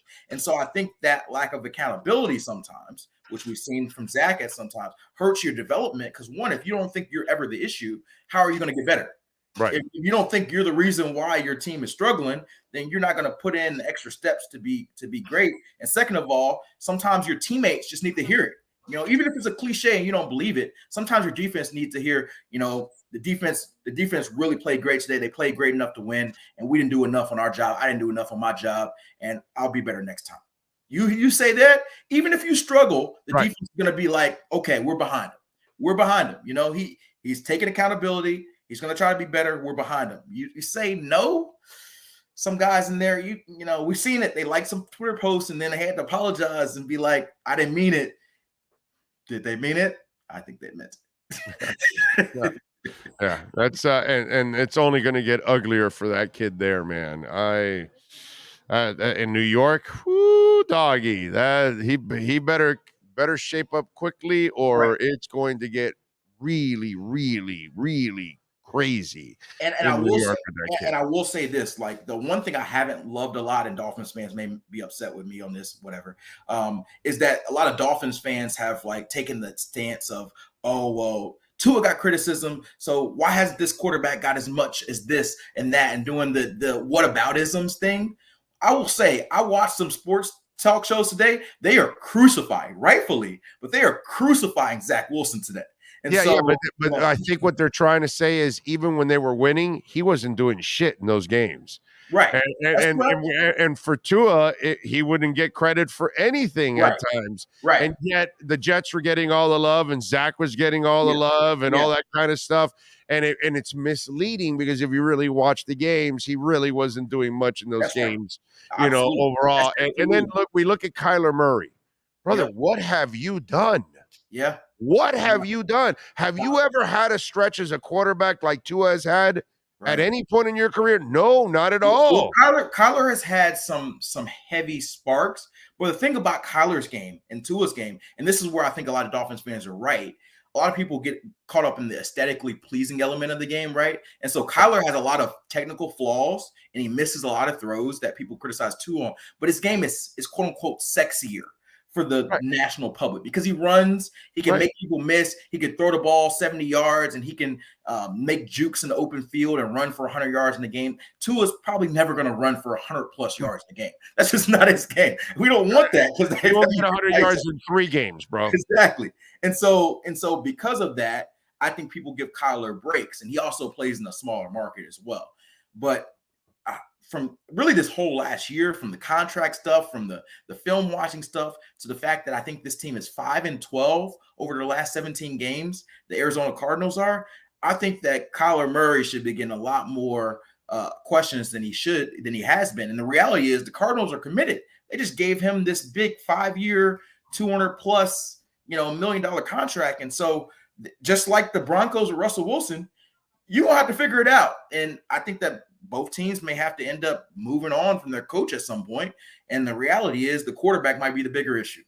Yeah. No, and Mac Jones last year, his year was like, he was like a facilitator. He was like a game manager. They made it sound bigger than what it really was. And I think that that's what goes on with Tuanon, is that they see other guys kind of get a pass or kind of get a break, or look, Justin Herbert, dude. Yep. Just everybody, they make every excuse possible for Justin Herbert. Yep. Yet the bottom line is, do you win? No. Like, how many of these great performances do you have at the end of games to lift your team? Rarely ever. You're constantly throwing fourth quarter interceptions. If he had as many pick sixes in the fourth quarter of losses, if Tua had those 4 that he has already in his career, they would assassinate Tua. Tua has 1, and it happened in a win against the Jets. This guy has 4 and has several other interceptions like he did the other night in the fourth quarter when you had time to get into field goal range. And yet Justin Herbert, brother, gets every break. And again, it's what you said. He looks sexy. You know, he's got the golden locks. He runs like a deer. He throws the ball 800 miles an hour. He can throw it out of the stadium. He's the perfect physical specimen that you have ever seen at quarterback. I get all of that. But where's the production, bro? Where is the money? You know, some guy was crying to me. Well, no, they got a bunch of people injured right now. He doesn't have a lot of weapons. I'm like, well, wait a minute, dude. He has Keenan Allen there last night. He had Palmer, who had over 100 yards. And Eckler's been a better running back than anything Tua has ever had in his entire career. And he's had him there for his entire career. Hell, I heard on Sunday night, he has the most touchdowns as a running back since 2019, which I was floored to realize that.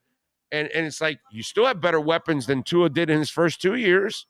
So what's the deal, bro? Where are you? And that's what I think Tuanon goes through, that their guy gets trashed, and then everybody else gets every break in the book. And Justin Herbert is, dude, the ultimate golden child of the NFL. It's amazing. Yeah. So, like I said, I don't necessarily subscribe to the fact that this guy should get criticism because this guy did. I think that if, like I said, if Dolphins fans felt like Tua got too much criticism, which I think is a right view to have, then I would think the thought would be that you shouldn't levy quarterbacks with other quarterbacks with same criticism that early. But maybe people have different views. Like I said, I get it. To me, that particular game, like I watched the Chargers-Chiefs game, Justin Herbert wasn't the reason they lost. He actually had a pretty solid game in my view. But there is a, you know, he didn't win the game. And so I think people got a little ahead of themselves when they're putting Justin Herbert in the Patrick Mahomes, Josh Allen before he's had his struggles this year category. Oh, I lost my shit when Joe Shad called him great. I was like, what? Right. Put him right next to Rodgers. I was like, what? And I lost it right there. I will say Justin Herbert, I think, is still, you know, he obviously makes a lot of great throws, and he's been good this year.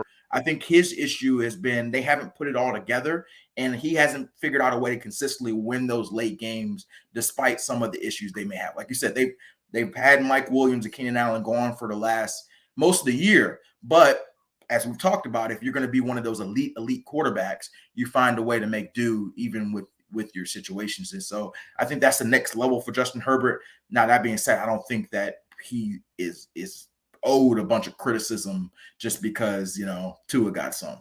That's my view. No, I just listen, on Sunday night, he can't take him to the field goal. And I got to tell you, if Tua's in that same position, they're ripping him for not being able to put him in field goal range. And that's what I'm saying. It's just he doesn't get the same level of criticism when he's put in the same. I still have people complaining about the Tennessee game last year. Yeah. That was a bad game. That was an awful game. But yes, it was one game that was what? Okay, it was an awful game, but there was a reason also why it was awful, right? Because the coaching staff actually ran the ball in the first half in the rain. And then all of a sudden in the second half, they're like, nah, let's not give it to Duke Johnson. Those 60 yards were a fluke. Let's throw the ball. Meanwhile, Tannehill and company, what's Vrabel doing in the rain? Running the ball. Right. You know what I mean? It's like it was. Vrabel's going to run the ball anywhere. You find him, but in the rain, in the sun, you find him on the moon, you find him in the sea or in land. He'll run that ball with Derrick Henry. I'm with you. By the way, 16 touchdowns and 7 interceptions is not as impressive as Tua. Right, but here's my thing is, and like I said, there's a lot of stuff that's said on national TV and debate shows that I may not be privy to. So maybe some of this is right. I think the main focus for Dolphins fans, honestly, should be celebrating Tua's great year. If I was a Dolphins fan, which I am not, but I cover the team a lot, I would be more focused on our team's great year. The fact that Tua and Tyreek are having, excellent chemistry immediately. Mike McDaniel looks like the right coach. That would be my focus, not across the sea and like Herbert's not been as good as Tua this year. So why isn't sports media killing him? That would just not be my focus. Like if I you're not a fan. You're not a fan. You don't care. You don't care about the Dolphins. Your team is not. You're not. Your team is not the Dolphins. No, you don't bleed aqua and orange, bro. This is not like your team that you were a kid. Yeah, so correct. Then these people love the team. Then they love their draft pick. And then the kid gets killed for 2 years. Right. And then he finally gets the help that he needs and he gets this sore. And then the guy that they were comparing him to the entire, because that's all the two-and-on heard. Oh, you should have drafted Herbert, should have drafted Herbert, should have drafted. Well, wait a minute. Hold on a second. This guy wins way more than Herbert. He beat Herbert. He's outplaying Herbert this year now that he has talent, because Herbert had the talent the first 2 years and still couldn't outplay Tua overall in wins or in head-to-head. So now he's winning. And so now you guys aren't going to like pick on Herbert and say that Tua should have been the pick. And so I think that that's what it is what's they don't hear the same thing the other way that they heard for their guy. And again, the difference is you say, I wouldn't be focused on that, but you're not a fan of the Dolphins. Yeah, I get it. You haven't been following the Dolphins for years. You haven't been suffering with the Dolphins for decades. That now you finally are getting out of the abyss. I will say I covered 5 years, so I had some suffering myself. But brother, how did you feel when the Phillies lost? I was hurt. But I was proud of them. But I was hurt. You were hurt. Yes. You were hurt. Yes, but you're always going to be hurt when your team loses. Right. Okay. But see, the Dolphins aren't going to hurt you. That you understand? That's everybody true. Else was hurting their guy. That's their team. They're the left tackle for Tua. So that's it's. I understand. I completely understand. I completely understand fandom. Trust me, I am an irrational fan when it comes to my team. So I understand fandom. I'm in the middle, bro, because I'm media, but I'm open about it. I'm a fan of all my teams. I'm born and raised in South Florida, man. So how am I not going to be? I've been a Dolphin fan since I was a child. The first thing that I ever learned about sports was the Miami Dolphins. So I'm always going to be a Dolphins fan. Is it going to stop me from telling you this is a bad draft pick or that's a bad coach or this? No, it's not going to stop me from doing that. Yeah. Okay. But I will feel the pain that they feel because I have felt the pain the same way. Yeah. No, I get it. Like I said, and I would never tell fans how to react or how to respond because I think that's the cool thing about fandom. You can take it however you want, right? Like I said, I'm just giving my perspective that this is a historic season for a couple of your star players, and the idea, right, as every fan, and I say this for my Phillies, right, is that this continues for decades and decades. And you started, but the reality is it doesn't always work this way, right? The Phillies just made it to the World Series, and I hope they make it back next year. But the reality is that could be their ceiling. They may never go past with this core again. I hope I'm not speaking that into existence. Oh, you got Dombrowski, bro. I understand that's a possibility. And so I enjoyed the heck out of that playoff run, and I celebrated and I did that. And so I was hurt, but I still enjoyed it.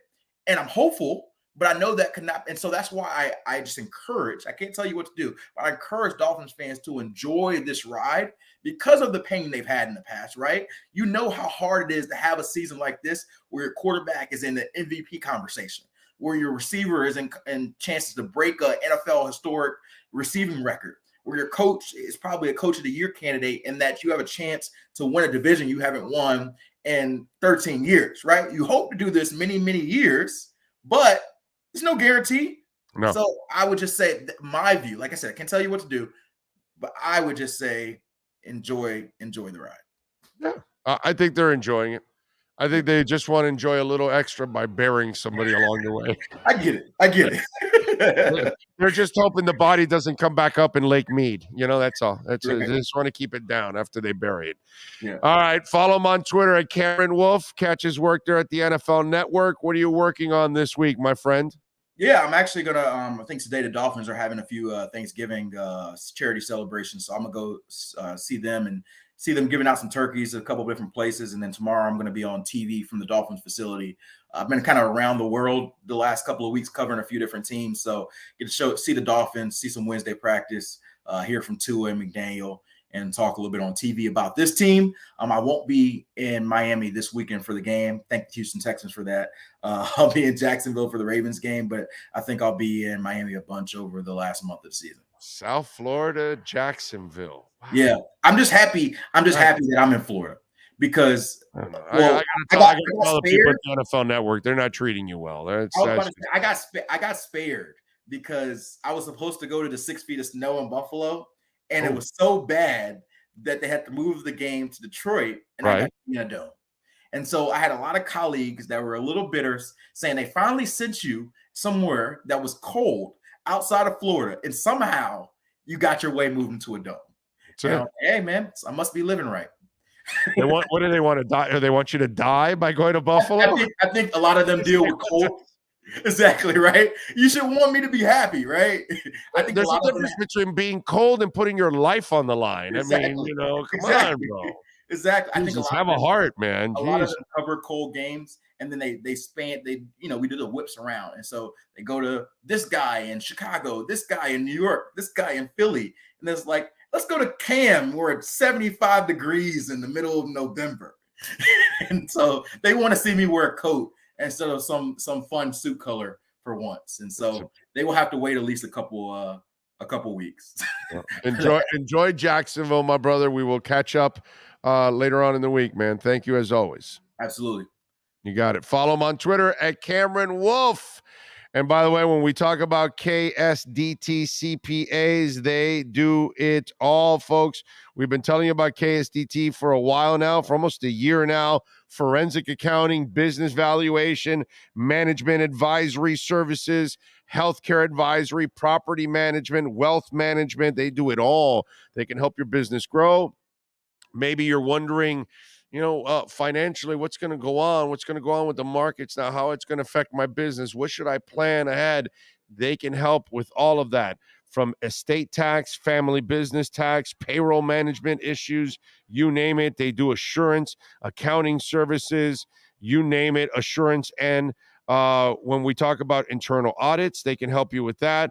When it's audits of employee benefit plans, audits of financial statements, you want to make sure everything is the way it's supposed to in your business. That way, when people need to count on certain benefits, that they're there for you. So make sure to call the great people at KSDT CPAs, 305-670-3370. Your business is in Dade, Broward, or Palm Beach counties. They can help you. Personally, you want to get your taxes fixed, you want to do it right. They've also got crypto experts too, 305-670-3370. The Wolf Pack has been unleashed. This has been the KSDT CPA Pro Football Report with NFL insider Cameron Wolf. KSDT is recognized by Forbes as one of the top tax accounting firms for 2022. KSDT CPA is a full-service firm that also excels in crypto. Visit them at ksdtcpa.com or call 305-670-3370. All right. We're into hour number 3 already on the program. No Joe Shad today. He's going to join us in the post-game show this week. So we will get him later on in the week. Normally we have Shad on Tuesdays and Fridays. Excuse me. So he will be back on Friday and Sunday. So he'll be Friday and Sunday joining us on Le Programme. The Dolphins, by the way, are now favored by 12.5 points. The over and under is 45.5. Dolphins are minus 675 on the money line, and the Texans are plus 500. So the line has actually moved a little bit. You saw the coach said no news on Byron Jones. I don't know what's going to happen. I don't know if he's going to play or not. I still think he's going to try to get in a couple games at some point towards the end of this season. I think so, but we'll see. Maybe he doesn't want to play at all. Maybe he doesn't want to take a chance at all and wants to try to make sure he's healthy for the offseason. I don't know. Not sure. Keon Crossan still dealing with the shoulder injury. Don't know if he's going to play this week. Jason Sanders, I like that he took accountability for his struggles. I thought that was very important that Jason Sanders did that. You got to be aware of your surroundings and what you're in and what position you're in. What else do we have going on in the world of sports? The Heat last night, they lose to the Timberwolves. No Butler. No Tyler. Lowry had 21 points, 9 assists, 4 turnovers. Had 5 rebounds, so he didn't play a bad game, actually. Strus played 40 minutes, had 19 points and 6 rebounds, although shot an air ball at the end of that game. Him and Bam hit 2 air balls that were just ugly. Bam had 17 points, 14 rebounds, 5 assists, 2 blocks, but unfortunately not enough. They just could not get it done when it was all said and done in the game and down the stretch. And so the T-Wolves ended up pulling it out. Ugly. They're 7-11 now. Yeah. 7-11, the Miami Heat. It's nuts. They've got Washington on Wednesday. That thrilling schedule. They get to now play Washington on back-to-back games. God, that is so exciting to be able to play Washington on back-to-back games. Whew. Panthers are off tonight. Wednesday, they take on the Bruins. Last night, the 49ers beat the Cards 38-10. San Francisco, a team that Miami will face down the line. And I got to listen, Garoppolo had 4 touchdowns last night. Did you see that scene? They showed that they were all at the Warriors game, and all the cheerleaders came by to say hi to Garoppolo. He's sitting there with Christian McCaffrey, with George Kittle. I forgot who the 4th guy was. And all the cheerleaders came by, and they all specifically said hi to Jimmy, not the other guys. Like 1 or 2 were like, oh yeah, hi, George, yeah. It's freaking hilarious. Right? Because, I mean, most of us don't have that guy's looks, right? Jimmy Garoppolo is like Mr. GQ. And then before the game, they're showing Jimmy walking in. He's got that pink suit, this, that. And then they show Colt McCoy right after. And it's hilarious because Warren Sharp then tweets out, it's unfair to show Colt McCoy after Jimmy Garoppolo. And Colt McCoy's got like, what was it, like a fishing shirt on or something? A flannel shirt or whatever. He's just looked like a regular, like me or you or somebody out there. Just, we don't look like, Jimmy G looks like he belongs in GQ, right? Like he should be a GQ model, right? He's the kind of guy that women will just absolutely die for. That's the way it is. He's a quarterback, but he's not just a quarterback. He's actually like a really good looking quarterback, right? So he's the kind of guy that, it's like watching David Beckham. Same thing. One of those guys that has those kind of looks that women will just flock to. It's like a magnet. And it was funny. It was really funny. Speaking of David Beckham, I got to say, I got nothing. Listen, the Mas family is fantastic. I can never say anything bad about Jorge Mas. He is awesome. I know our experience with the whole onside thing didn't work out, and that was a disaster. And I don't really necessarily blame him for it. It was just the way things, worked out. But I got to tell you, Sean, I am blessed not to be working at Inter Miami now, because I saw that David Beckham is a spokesperson for Qatar. And I know that there was a rumor a couple of years back that Inter and Qatar were talking about sponsorship in front of the shirt, which would have been a bad idea. And I will piggyback with, it's a terrible idea for David Beckham to be a voice for Qatar. That's a disgusting place that treats people like dirt. They imported thousands and thousands of people from other countries and basically used slave labor laws in order to build all of those stadiums. They are, they're anti-gay. They're not inclusive. They don't treat women with respect. It really is a disgusting country in every way, shape, and form. And I got to tell you, David Beckham, that's a bad look, dude. That's a bad look. I will say this, John Oliver. Do you watch last week, Tonight with John Oliver, whatever the hell it's called? It's hilarious, obviously. He does a great job. Go look at the piece that they put together of David Beckham. You will laugh your ass off on how phony David Beckham sounds in that whole thing, where he just says, oh, I love this, I love that. And, you could tell he barely has really anything to say of substance, really could not get colorful about the things that he was. In other words, as John Oliver put it, he did like a really weak Anthony Bourdain or whatever. And it's actually a hilarious piece if you watch it. But I got to say, PR-wise, for David Beckham, I'm glad I'm not working for Inter Miami, because I know people would then ask me, and I would have to dance around it and not talk about it, because obviously they were my bosses while I'm working there. You know what I mean? Even though I really didn't deal with David, I dealt with Mas more than anything else. But I'm glad I don't work there and I don't have to answer those questions, because that's going to roll over here.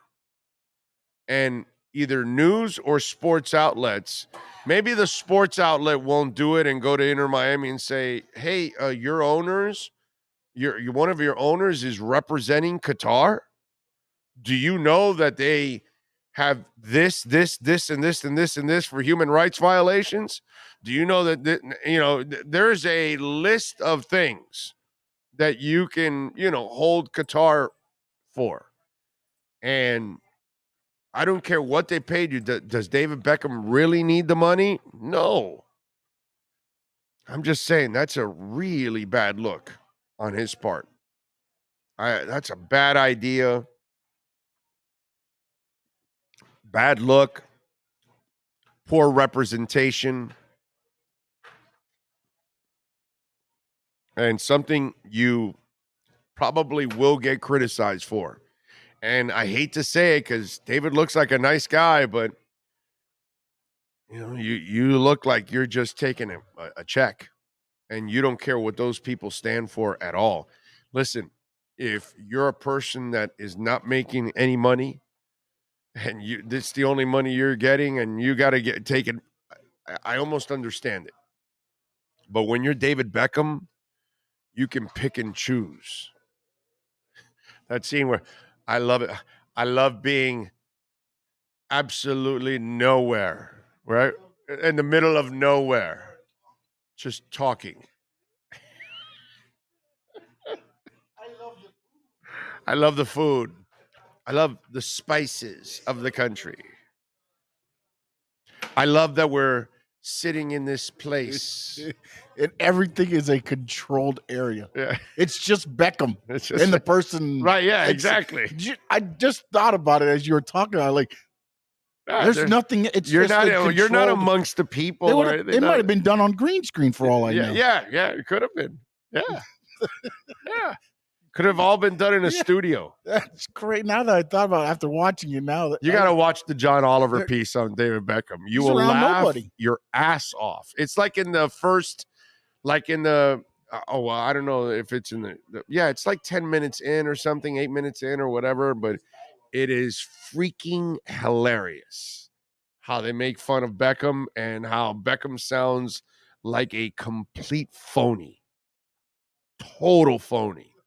I don't know if he realizes it, how phony he looks by doing that, but You think they just sit on a piece of paper and said, David, we need you to voice this. And then we need you to just walk around the green screen. yeah. And then they pieced it together. And pieced everything else together. I love when they're in that high-rise condo or wherever they're at, and then the dude's like wearing a baseball cap to try to make it more Americanized or whatever, and it's just like, it's so phony, man. And he's trying to make Qatar like this amazing, because they had to build a whole city out for this whole thing. They literally had to build the whole city. This is a country that is smaller than Connecticut. And they're hosting the World Cup. So dirty. Apparently, they paid $1 million each to the IOC folks, the FIFA folks. Not IOC. IOC's Olympics. The FIFA folks. I got to tell you something. I want to be a FIFA judge. So you're telling me every year that I get bribed $1 million to vote for somebody? Let's do it. I just want to do it for a few years. Then I'll quit. That's all. I'm not greedy, man. I don't need hundreds of millions of. No, dude, I'll just do it for 4, 5, 6 years. And that's it. I'm fine. Really bad. Really, really bad. I got to tell you. I don't know what made David Beckham think that was going to be a good idea. Let's see. Westerners judging Qatar. People just now recognize oppression in Islam. No, I think that they always knew about it, my brother, but Qatar's never been a subject that we talk about until now, the Olympics. Outside of that, why would we give a shit, my man? But we know what goes on in the Middle East, in lots of those countries. We all know. But now they're part of the World Cup. So, let's not act like any of us are surprised, my brother. And if you're stupid enough to think that we're now realizing it, no. Has nothing to do with that. Yeah, Qatar's paying Beckham handsomely. There's no doubt. But again, the money should not matter. Now for David Beckham. For you and me, I get it. We're desperate. We got to work our asses off just to keep our heads above water. So if we would ever get a payday like that, you probably take it. I understand that. David Beckham doesn't have to. Let's see. What I don't understand is that X got paid. He calls out the offense when they struggle. Now it's time to hold him accountable for his weak play. Just my opinion. I haven't talked about this, Sean. I haven't mentioned it. because I do enough of the I told you so shit, right? I always tell you about the I told you so shit. So let me ask you something.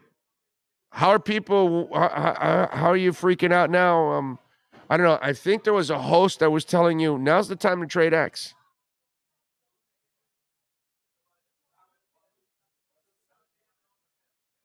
Anybody remember that? So how you feeling now? In a year where he has not played well at all and injured.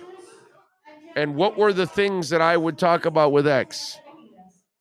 The off the field baggage that's happened, the knee, and the injuries. Oh, and by the way, the money every year. So now he got his money. So is he going to come back to form next year? Or was I right that 2 years ago when I said, now's the time to get off the gravy train, let's do it? And people said I was crazy. Oh, you're nuts. Well, guess what? I'm not so nuts now after a bad year. And let me tell you, if he comes back next year and plays bad again, then when I told you was the right time to get a bunch of picks and get off the gravy train. But that's all right, man. You know, this is what we try to do this on the show. We try to be objective. You look at it as some of you look at it like, oh, he's being negative. You're being too negative about X. Oh, we need him. Well, he hasn't been the greatest this year. I'm just saying. And those of you that have been on the show long enough, you know I talked about it 2 years ago. And y'all called me crazy. And you said, no. And I got tired of him complaining every year about money. I got tired with the injuries. And then, you know, a couple years back, obviously, had the domestic issue. And so I said, hey, you know, you got him on a high now. He has the 10 interceptions. You know, trade him. So I'm just saying, you know, it's one of those things. Big O, but it's true. O wanted to trade X over a year ago. Yes, sir. You were right, Big O. Darren Lee, Big O was right. He said to get rid of X. Toledo, in Greer's defense, he had to because he thought Jones would be back, but I wouldn't be surprised if both corners are gone. It might be time. No, I don't think both, because you'd have to take 2 monster cap hits, Alex. So you'll take one this year and you'll take the other one next year. X will be back next year. You have no choice. You have to bring him back. Big O was right about trading Xavier. Domi says, you're right. That doesn't mean you're not nuts. That's true. Both are mutually exclusive. You are correct about when you're right, Domi, you're right about that. And I am nuts. But when it comes to the Dolphins, I just got a knack, dude. I just got a knack. Say what you want, but you know, it's just one of those things, man. When it comes to this team, I got a really good feel for this team. Yes, sir. What are you going to say? No, I was trying to find the stat that I was looking for when you're talking about Qatar, and because WWE started going to Saudi Arabia, right, and they've done 8 events over there, and they get $50 million each event, so it's $400 million. That's just for going over there. That doesn't include the pay-per-view, everything. Yeah. To put that in retrospect, somebody went around and they did the stat. They've had 38 WrestleManias. This is just for ticket sale revenue. Those 38 WrestleManias, and a couple of them, the last couple have been the 2 nights, brought in $250 million. So in 8 shows, they have generated almost $150 million more than every WrestleMania to date ticket revenue. Just to put that in. I take the check. Yep. Taking the check. I'm with you. Yep. If he comes back great next year, trade him. You were dead right in trading X, but if we would have, we'd be without X or Jones right now. So I'm kind of glad we didn't this year. True FinFan, he really hasn't been like stopping a lot of people this year. They've gone after him like I've never seen before in my life. They do not respect him right now. You know? Let's see what else. Good point, but a trade of one of these corners needs to happen. Oh, I don't think a trade is going to happen anymore now, my brother. No. They're injured and they're overpaid now. Yeah, it's not going to happen anymore. The trade was when I told you, when he was hot, when he was at a peak, and he wanted more money. Get rid of him there. Take the picks. Don't give him the money. And you gave him the money, and now you got him, and, whatever. But what can I tell you? It is what it is. Let's see. Can I ask you something, Mo? Yes. And just because, like, X's and O's, I know a little bit about, but how much could be hindering them with the way they've had to change and go like zone and things like that? How much of that is affecting X's play? That hasn't been from the beginning of the year. They played a lot of man, and they went after him on man right away. That Baltimore game, they went after him like it was nothing. It was just one of those things. Yeah, that's when the injury started really showing its head. Yeah, the double groin, right? That's the second when groin. it finally came out that there was a second groin. It was a second groin injury, and so I don't know. I mean, he's talented enough that he should be able to play both. So he's not one of those guys that is just one or the other. So that should not be the issue. I think what's been the issue is one of the things that's always been an issue with him, injuries. And those are the things that I've always been concerned with, and especially that knee. The Colonel says Fish need to run the crap out of the ball this weekend against the worst run defense in football and incorporate some play action bombs. What do you say, Big O? Tua must look down on Ross now. Yeah.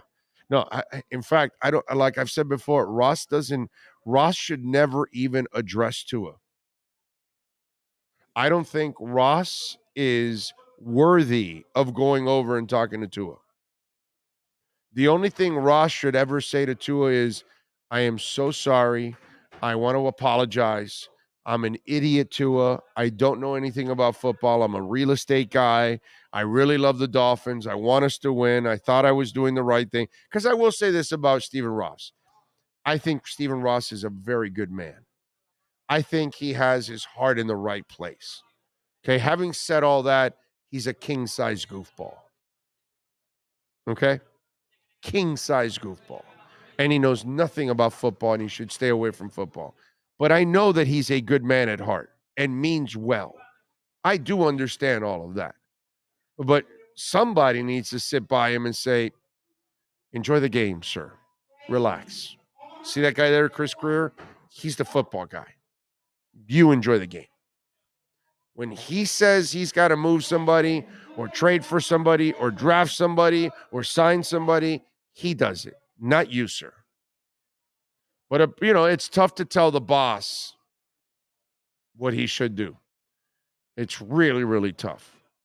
And I would imagine that it's got to be tough for Tom Garfinkel or anybody else to tell him, hey, Stevens, Mr. Ross, please, let Chris Greer do the job, And that's the problem. But I know he means well. That's the one thing I will say about Ross. And from everything I've heard, he's really a good person. I'm not going to take that away ever from Stephen Ross. Okay? Because he means well. But he's goofy. He's goofy. X is playing both groins injured, and it shows. He can't play, man. Normally, with these injuries, nobody does. Ross does need to apologize to at least, to say the least. Yes, he should. I don't know if he has. Thank you for lending Scheme Perspective co-host. There you go, Chip Taylor. Yeah, he's thanking you for bringing up the scheme part of the idea of the issue. True Fin Fan, thank you for the love in the super chat. True Fin Fan, Do we try to keep Jones since we have to sign so many of our young players? Would the cap hit hurt us? I'm not good with the cap stuff. True Fin fan, I think what has happened now is you can't trust Byron Jones anymore. He's broken your trust. He no longer is playing for the team right now. He's playing for Team Jones. And that's what he's worried about. I can't bring back a guy I can't trust. So if I bring him back for one more year, True Fin fan, guess what happens? What about if he gets another nick? Oh, I got to take care of myself for next year. These guys haven't signed me long term. And what are you going to do? Give him more guaranteed money? No. Byron Jones is gone. Okay? And then next year, you will then let go of X. But you're not letting go of both. So you hope X can get healthy and play well next year. And then, but remember, here's the saving grace, my friend. And all of you in the Dolphin Nation. Are you ready?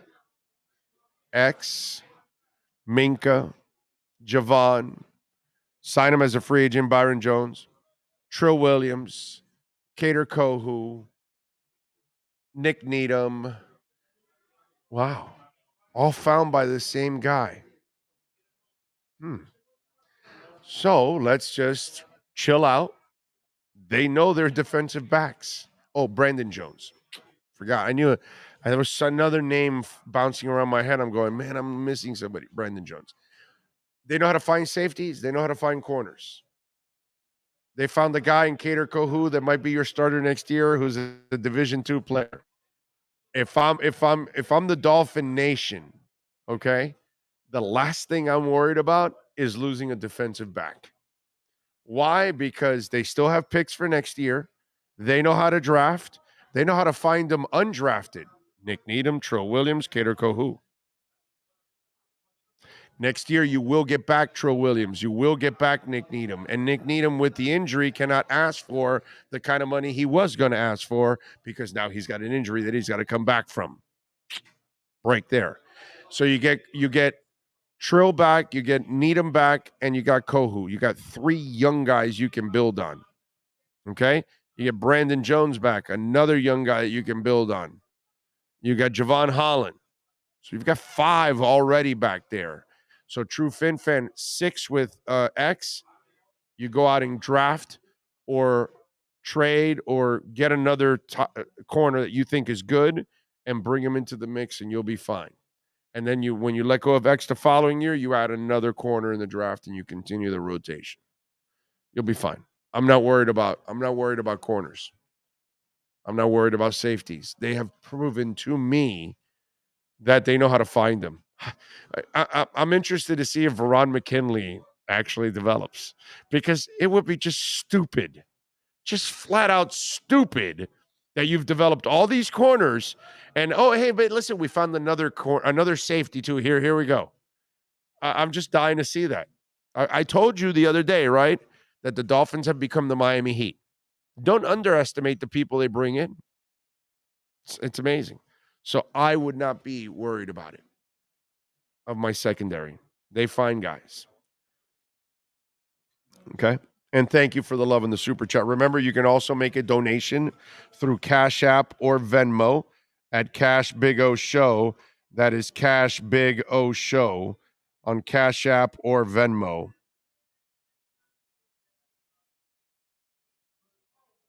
Okay. Let's see.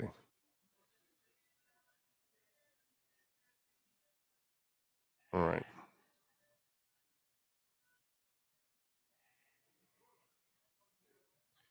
Anyway, all right. What else do we have going on? Let's see. Big O perfectly put on Ross. At some point, Ross will be standing at the podium receiving the Super Bowl with Tua, Greer, and McDaniel all standing next to him. Just saying. I'm with you.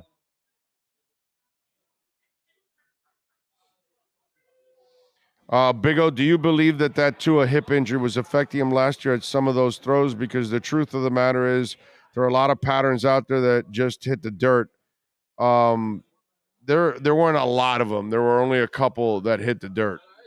And I'm sure some of it was his body still healing. There's no doubt about it. But I also think it's just you don't have a quarterback's coach. You don't have a real offensive coordinator. And you're kind of at a disadvantage. You're kind of on an island last 2 years practically. Because even with Chan Gailey, it was more about Fitz because that was his guy. And that's what the offense was designed for. And Chan even told, Flo, the kid's not ready yet.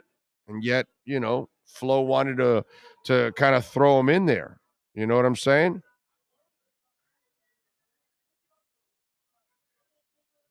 So, it just one of those deals. I just think this is part of the process for him. He needs to figure out the league. He had to get healed up, and he was in his second year last year. So he was in the process of getting 100. Now he's for sure 100%. But I think now having Darrell Bevell, who's worked with Hall of Fame quarterbacks, having Mike McDaniel there and having Frank and Applebaum, I just think he has what he didn't have last year. He had the structure that every player needs. And then now he's obviously as healthy as he can possibly be. But I don't attribute his struggles last year to anything but the environment around him. Even as where he was physically last year, he would have been more than good enough to have a terrific year with the right coaching around him and the right philosophy and all that kind of stuff. That's why everything has changed. It's because, as I said for 2 years, what he had at Alabama, he didn't even have here. How many times I said that? Like, he looks around and goes, damn, I had better coaching at Alabama.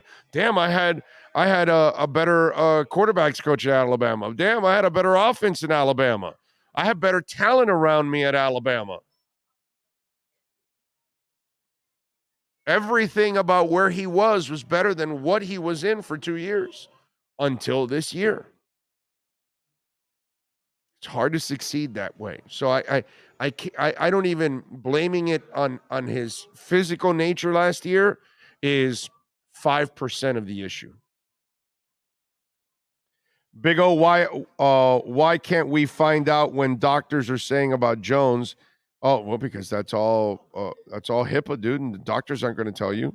Well, not only that, but also somebody also pointed down in the chat later on was that McDaniel came out a couple weeks ago and said there's nothing else the doctors can do. Yeah. I think somebody's been telling you that. Yeah, well, no, yeah, but and then it's not like they're going to come out and be like it's his left Achilles is still damaged. I mean, they can't because of HIPAA laws, like you said, but I mean, I think they've come out and pretty much said it's nothing else we can do.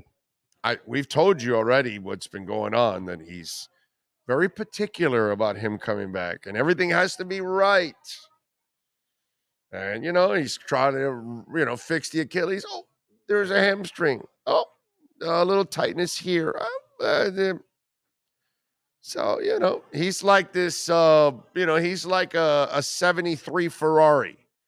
Those older Ferraris needed a lot of fine tuning, and you got to kind of give it a lot of what's the word that I'm looking for? A lot of maintenance. In order to keep it fine-tuned, needs a lot of maintenance. So let's just say that Byron Jones needs a lot of maintenance. Okay. Oh, I'm feeling this now. Oh, I'm feeling that now. Oh, I'm feeling this now. Yeah. That's the Byron story. That's the Byron story. So Chase Edmonds out with a high ankle sprain, will miss several weeks. Kyle Pitts tears his MCL. 10 games for Kyle Pitts, 28 catches, 356 yards, and 2 touchdowns, and he's done for the year. What a waste of a talent so far for 2 years in Atlanta. After everything they bragged about getting him, and yes, he's a fantastic talent, look what's gone on with that kid for 2 years now. Nothing. Poor guy. And I don't blame him. Lane Kiffin, John Sokolov reports that Lane Kiffin from John Sokolov from WCIB News, he reports that Lane Kiffin is leaving Ole Miss and taking the job at Auburn, which then Lane Kiffin immediately kind of punks the reporter, and he then turns around the story because as the story read, let me put it here. Breaking, head coach Lane Kiffin plans to step down as Rebels coach on Friday and head to Auburn to become the Tigers' next head coach, as this thing now wants to refresh in the middle of my damn thing. I'm reading it, and now the story gets refreshed, and so now I've got a blank one. All right, here we go. It's like slow reacting right now. What the hell, dude?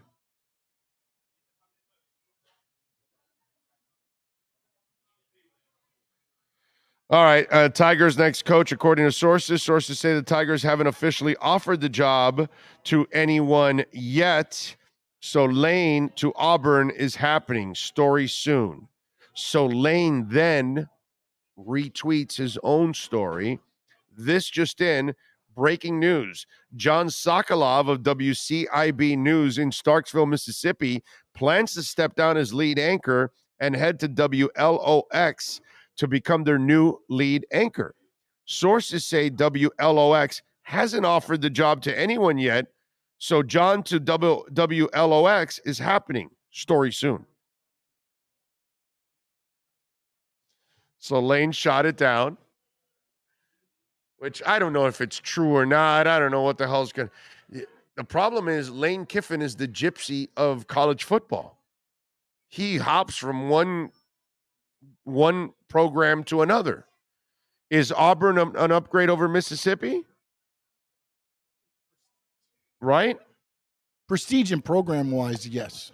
Okay, so then it's possible that he could be leaving. And it would make sense, right? Because you have to leave now to try to get ahead on the recruiting stuff. Yeah, but I just, I don't. Now listen, the way he returned that shot, it was like he's definitely not leaving. That's what it sounds like. Again, the problem is this. Christmas Day is Mississippi State against Ole Miss. Mississippi State is Starksville. Yes. You know what I'm saying? So, again, is there some things being added here? Because here's the reason I'm asking this. Cadillac Williams took over at Auburn. Yes. They had a very... Interim, yes. But they had a very emotional victory. Mm-hmm. Was it last week or the week before? Was it War Eagle? They are taking on Alabama Saturday. So now if Lane Kiffin is taking over, why are you announcing that Friday right before your interim coach, Cadillac Williams, who has emotional investment from the Auburn players and team? Why would you make that? I mean, look, I'm not saying Lane Kiffin's not going there. What I'm saying is if he is going there, that announcement is not happening on Friday before you play Alabama. That, to me, would make no sense. That's just my 2 cents. Now, will it happen on Sunday or right after the game's over? Possibly, but you're not making that announcement on Friday, right before you head to the Iron Bowl. I would agree with that. So that is my whole take on the thing. Is like I think there's a little bit of gamesmanship between the Starksville, which is Mississippi State, and Ole Miss. I think there's a little gamesmanship played. Now, how much is smoke and there's fire? Usually there's smoke, there's fire. And that's not the first time I've heard Lane Kiffin's name mentioned with Auburn. So we'll see. But I just don't think it's happening on Friday. To me, that would be a big mistake heading into Auburn, Alabama, your Iron Bowl, especially with how much emotional investment you have right now with Cadillac Williams from old players coming back. The fans, everything else, that was an emotional win when they were. I think they actually beat. Who was it they beat? I want to say it was Mississippi State, actually. I got to find it real quick here. I forgot now who they played myself. It's actually week 11. I'd be lying to you if I told you I know who they play, man. No, it's Texas A&M. I'm sorry. It was Texas A&M. Oh, everybody beats Texas Yeah. A&M. Come on. But again, that's not impressive. Everybody beats Texas A&M. But when you're 4-6 this year, it's impressive. Imagine if you're 4-6 and you beat 8-3 Alabama. Then does Cadillac Williams get the interim removed? Well, apparently not. Lane Kiffin's already the coach. Yeah. Interesting. I love it. All right. Lane is the groupie of CFP coaching. He is. I have a 1966 logo tatted on my left calf. My favorite uniform are the 96 for some reason. Those are cool. I like the 96 uniforms. They did a good job with those. I have no problem with those. What were you going to say? I just wish Lane was still in Boca. Yeah, he was fun. The Lane train was fun. It's just fun to cut. I don't know that. Just covering it, man. No, it was good. We had like a character in town, but you knew that was a stepping stone. Yeah. No, yeah, he wasn't staying there. Just a stepping stone. That's you knew that was a stepping stone, and Ole Miss is probably another stepping stone. Yeah, yeah, and Auburn will probably be a stepping stone too. Yeah, exactly. How many?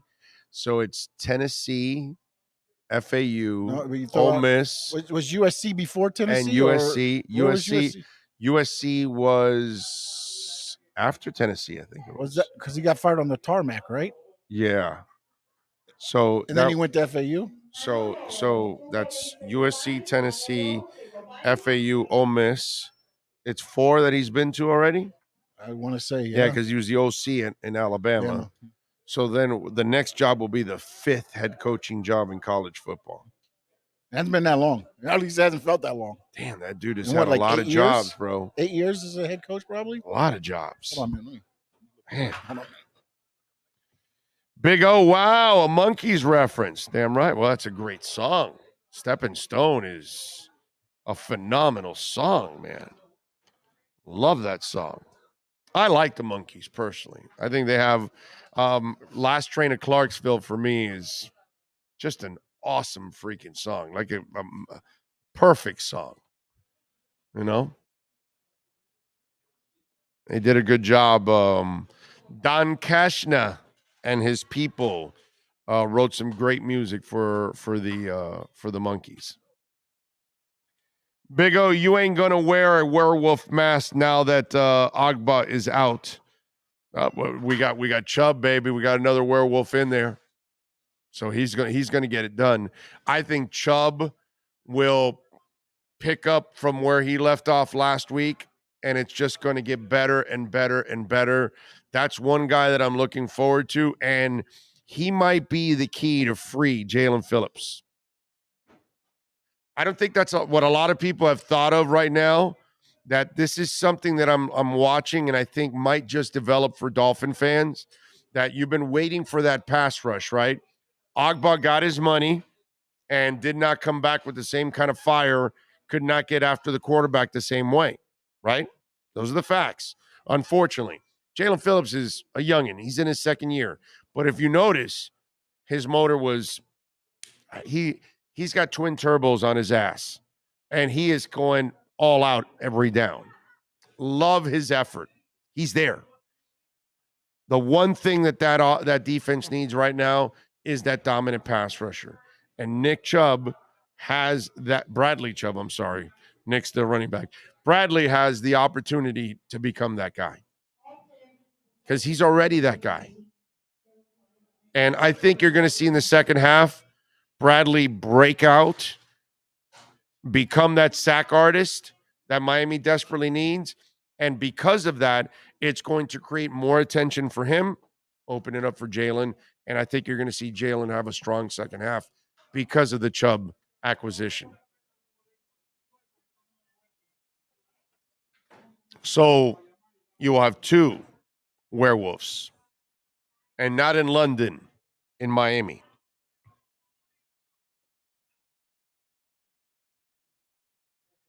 That's all I can tell you. That's my story, and I'm sticking to it. Big O, I completely agree. Chubb with Jalen. Woohoo!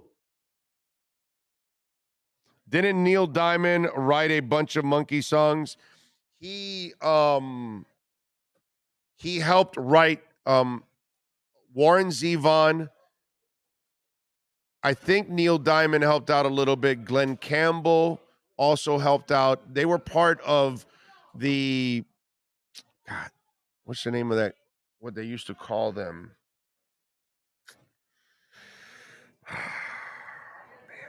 Anyway, the group of individuals that that Kirshner had that would create music were some Hall of Famers.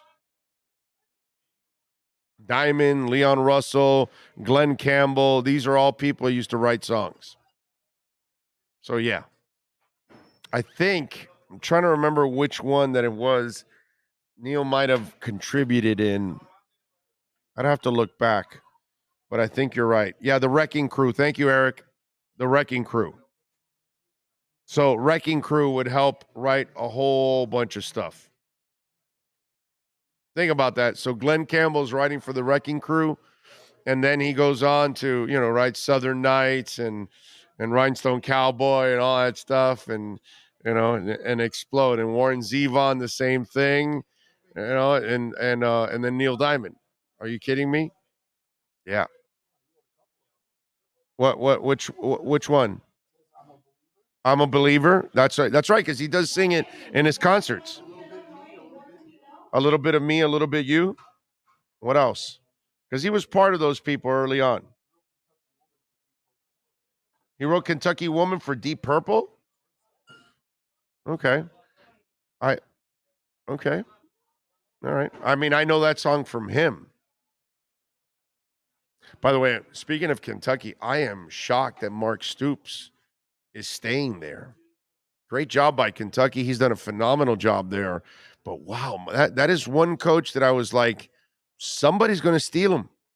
And Kentucky was able to sign him now to, I don't know, like 2035 or something stupid.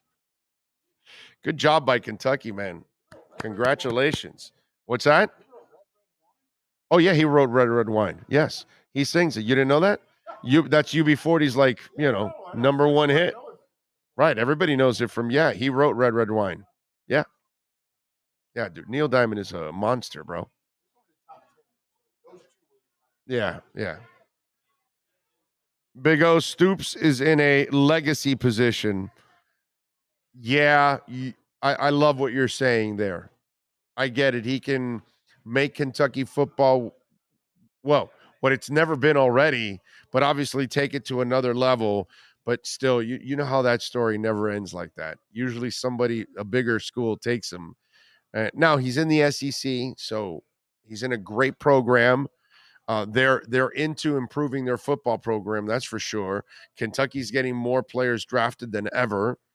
I mean, they're just headed in a great direction. It's just you kind of figure that Mark Stoops would take a bigger job. It's kind of weird, I got to say.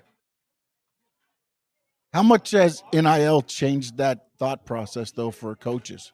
Because it's not a given that you go to a better school and you're guaranteed to get those recruits. You may not have the same resources. Yeah, I get what you're saying. At least you know what you got at the school you're at. Yeah. No, you're right. You are correct. Which would you choose to have a beer with? Holly, Paige, or Selma? Oh, Holly. Holly Berry every day of the week and twice on Sundays. The other two are smoke shows too, but Halle Berry. Come on, man. Halle Berry's,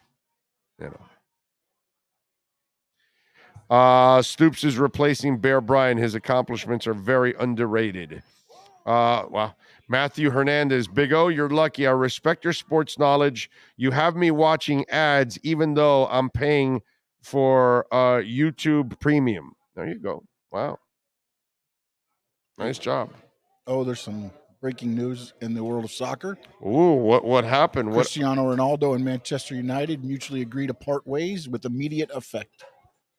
Not sure what that ends up parlaying out to, but okay, so he's coming to Miami, is what you're saying. Inter Miami next? Sure. Okay. Beckham's got the Qatar money now. He can make it happen. That's it. Stoops recruiting staff is one of the best in the country. Well, dude, they're producing NFL players now in Kentucky. So I would believe that. No, the job that Stoops has done in Kentucky is awesome. Awesome.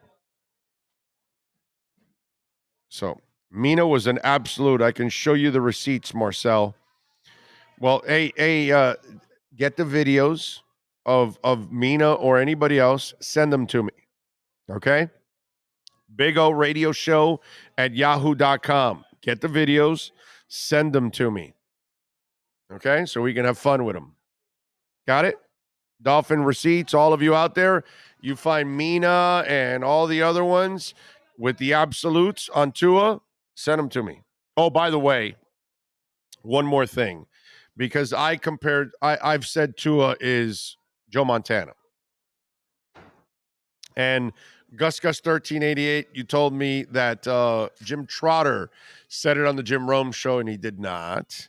He did say that what he did was he compared that in Montana's early days, people said he couldn't throw the deep ball, and then he did, just like Tua. That's the only thing he compared. He did not say, like I have said, that I think Tua is the left-handed version of Montana. And time will tell. Yes, sir. No, I'm just going to – she went back and forth with Acho. Okay. When Acho was on his show, and he said that on the Justin Herbert might win a QB beauty pageant, but Tua is the better quarterback, period.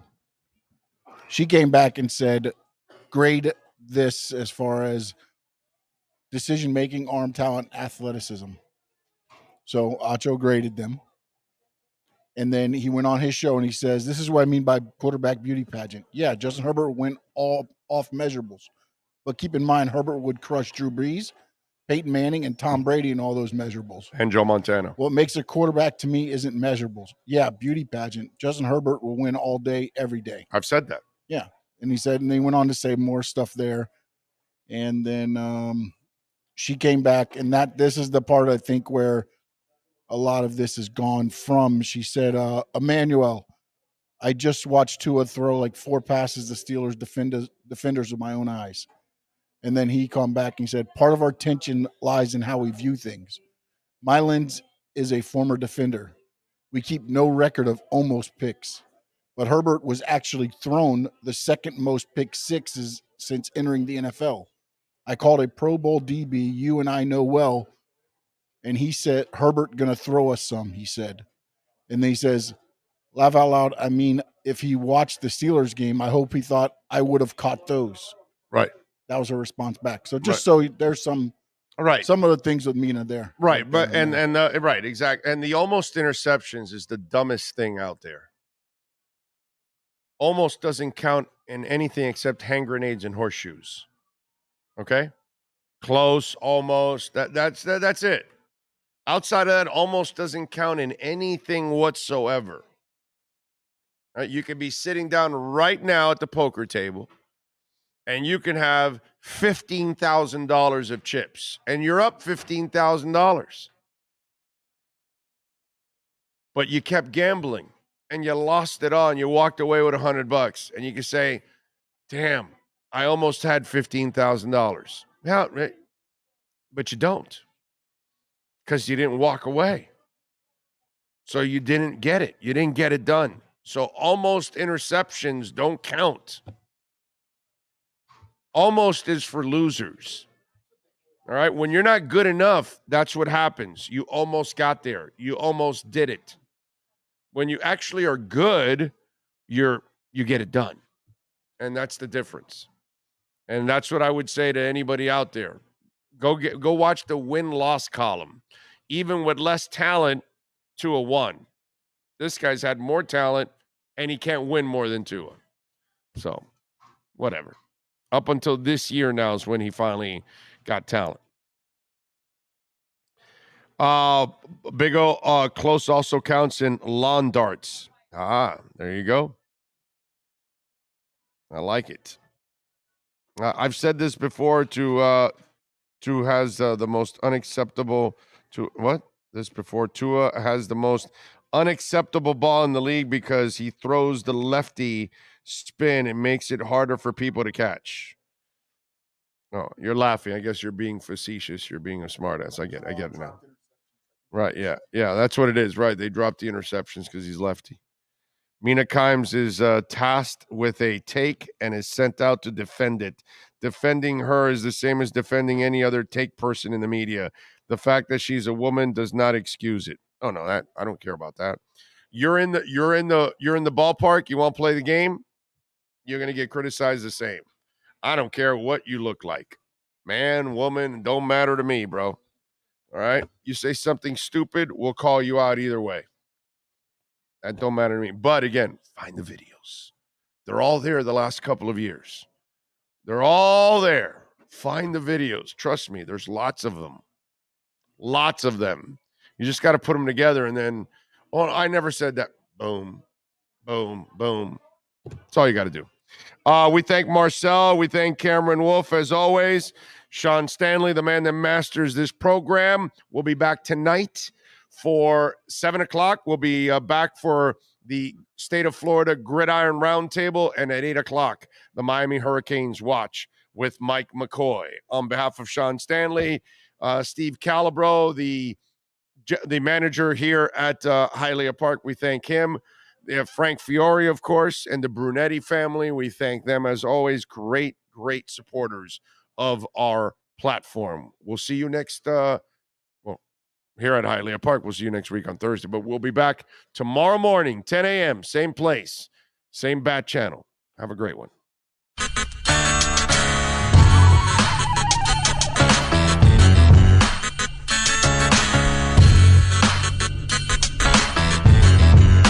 This is the Big O Show. This is the Big O Show. This is the Big O Show.